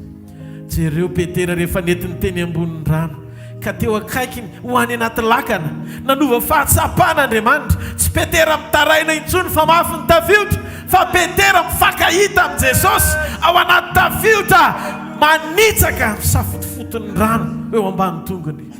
Zany no akasitrahan'Andriamanitra, manova fahatsapana Jesosy. Tompo, ataovy mirehitra be ao anatinay fotsiny ny fitiavana ianao, fa rehefa mirehitra ny fitiavana ianao Andriamanitra dia toy ny zava-poana tsy hitany masina intsony ny zavatra rehetra, fa ianao no mibahana zato isan-jato ao anatinay. Halleluja, tiako ianao hoe tena mamiko tena tiako indrindra malala ny foko ianao Jesosy tsy atakaloko an'izany iza sy hosoloko ninonine hatramin'ny farany ny atsika sanao, hatramin'ny farany. Afoko izay mamy ny foko dia omeko anao, afoko izay mamy ny foko ety dia omeko anao. Na anao ay azy izao tontolo izao, zao tsy araminao, na faly ao malahelo ao tofony anao, na rary ao na ny ao tsy laozanao, ka ity ao mivoary fa anao hatramy farany. Tiako tiako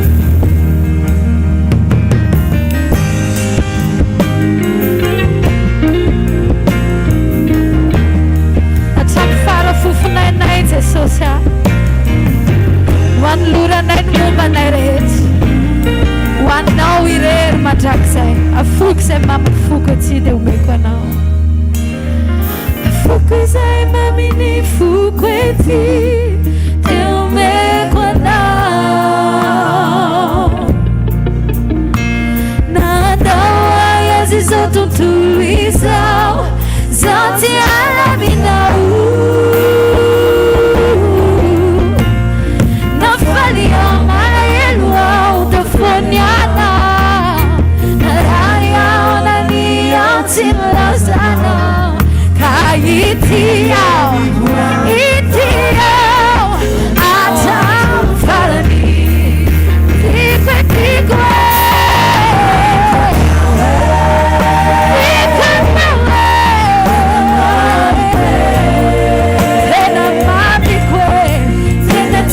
Kuitika malala ni fuku yana tesuso siwata taru siwisulu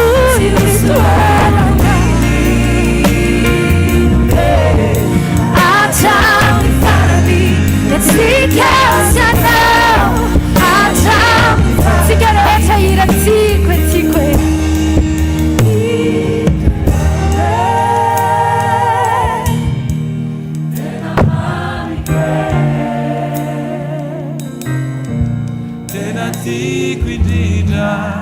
malala ni fuku yana zesosio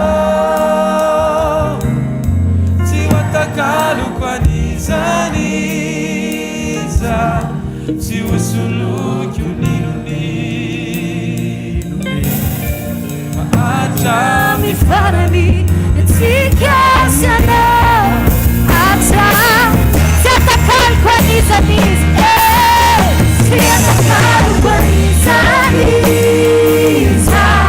siwasuluki uniluni nude ata mifarani etikasana ata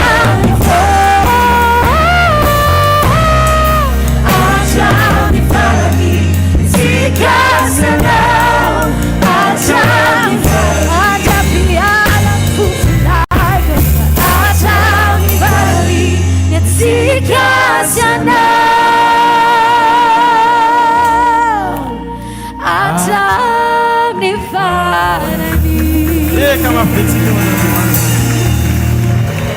raisy nitsodrano zay toloniko amin'ny anaran'i jesosy ny andriamanitra rain'i jesosy kristy a zay tia antsika tamin'ny fitiavana mandrakizay lay nanome antsika ny zanany malalany ka nafoy an' jesosy eo amin'ny toerany fahotantsika sy ny faharatsitsika rehetra izy nefa nanaiky andray antsika tamin'ny alalany anony amin'ny fahasoavany sy ny famondrampony nataony taon'i kristy jesosy ho antsika dia tanteraka ny fanasitrananao androany maraina mandiana amin'ny fahasitranan'ireo ratrapo rehetra reo ady rehetra lalovanao ka nampahory anao lalana io andraisanao fandresena mahita dia mandraisa ny fandresenao amin'ny anaran'i jesosy kristy avy any nazareta ro rofo rehetra eo amin'ny tenanao ongotany zany amin'ny anaran'i jesosy mety tsy ho voatonoko le izy fa mitova rehetra ambarako amin'ny anaran'i jesosy amin'izao fotoana itenenako zao dia misy olona ongotan'andriamanitra amin'izao fotoana zao a ny rofo eo anatin'ny tenany rehetra amin'ny anaran'i jesosy kristy avy any nazareta mandehana amin'ny anaran'i jesosy fa ny tompo oloha lalana sy ho vody lalanao eo amin'ny akavisy eo amin'ny akavananao ho tehirizin'andriamanitra reo fahatsarana rehetra zay fa nomeny anao ary tsisy arombaka anao amin'ny tanany mandrakizay hitanareo ane jehovah ka hiaro anareo ampamirapirana ny tavany aminareo ne jehovah ka mindra fo aminareo ananatra ny tavany aminareo ne jehovah ka menareo fiadanana amin'ny anaran-dray sy ny zanaka ary ny fanahy masina amen nazareo fahasoavana fa fahasoavan'andriamanitra ny maty zao a fa fahasoavan'andriamanitra ny maty zao anareo amen azadino a enoy a filazana kely azadino ny 23 manomboka amin'ray maka congé tena ataovy tonga amin'ray fa manomboka amin'ray tsika ka hatramin'ny enina tena mba misy adiny telo farafakelina ananatsika fahamamona amin'ny barany fiakofana ho an'izay tia miakohaka rehetra tena omen'andriamanitra fahafenony ianao anatin'izany a ho voninahitra andriamanitra dia samy hotahin'andriamanitra daholo a azadino fotoanantsika ny latsinainy sy ny talata sy ny larobia misopreta ambony amin'ny super u deuxième étage manomboka amin'ny fitoraka hatramin'ny valora sasany ary ny somasiny sabotsy eto ihany ny sabotsy maraina koa any amin'ny heriny ny sabotsy ohatr'izao maraina ao amin'ny super deuxième étage maraina ny fandraisana amin'ny fanasan'ny tompo hotahiny jesosy daholy veloma tompo Alléluia. Donc c'est que bien. 1, 2. Andriamanitra tsy natao tanany anao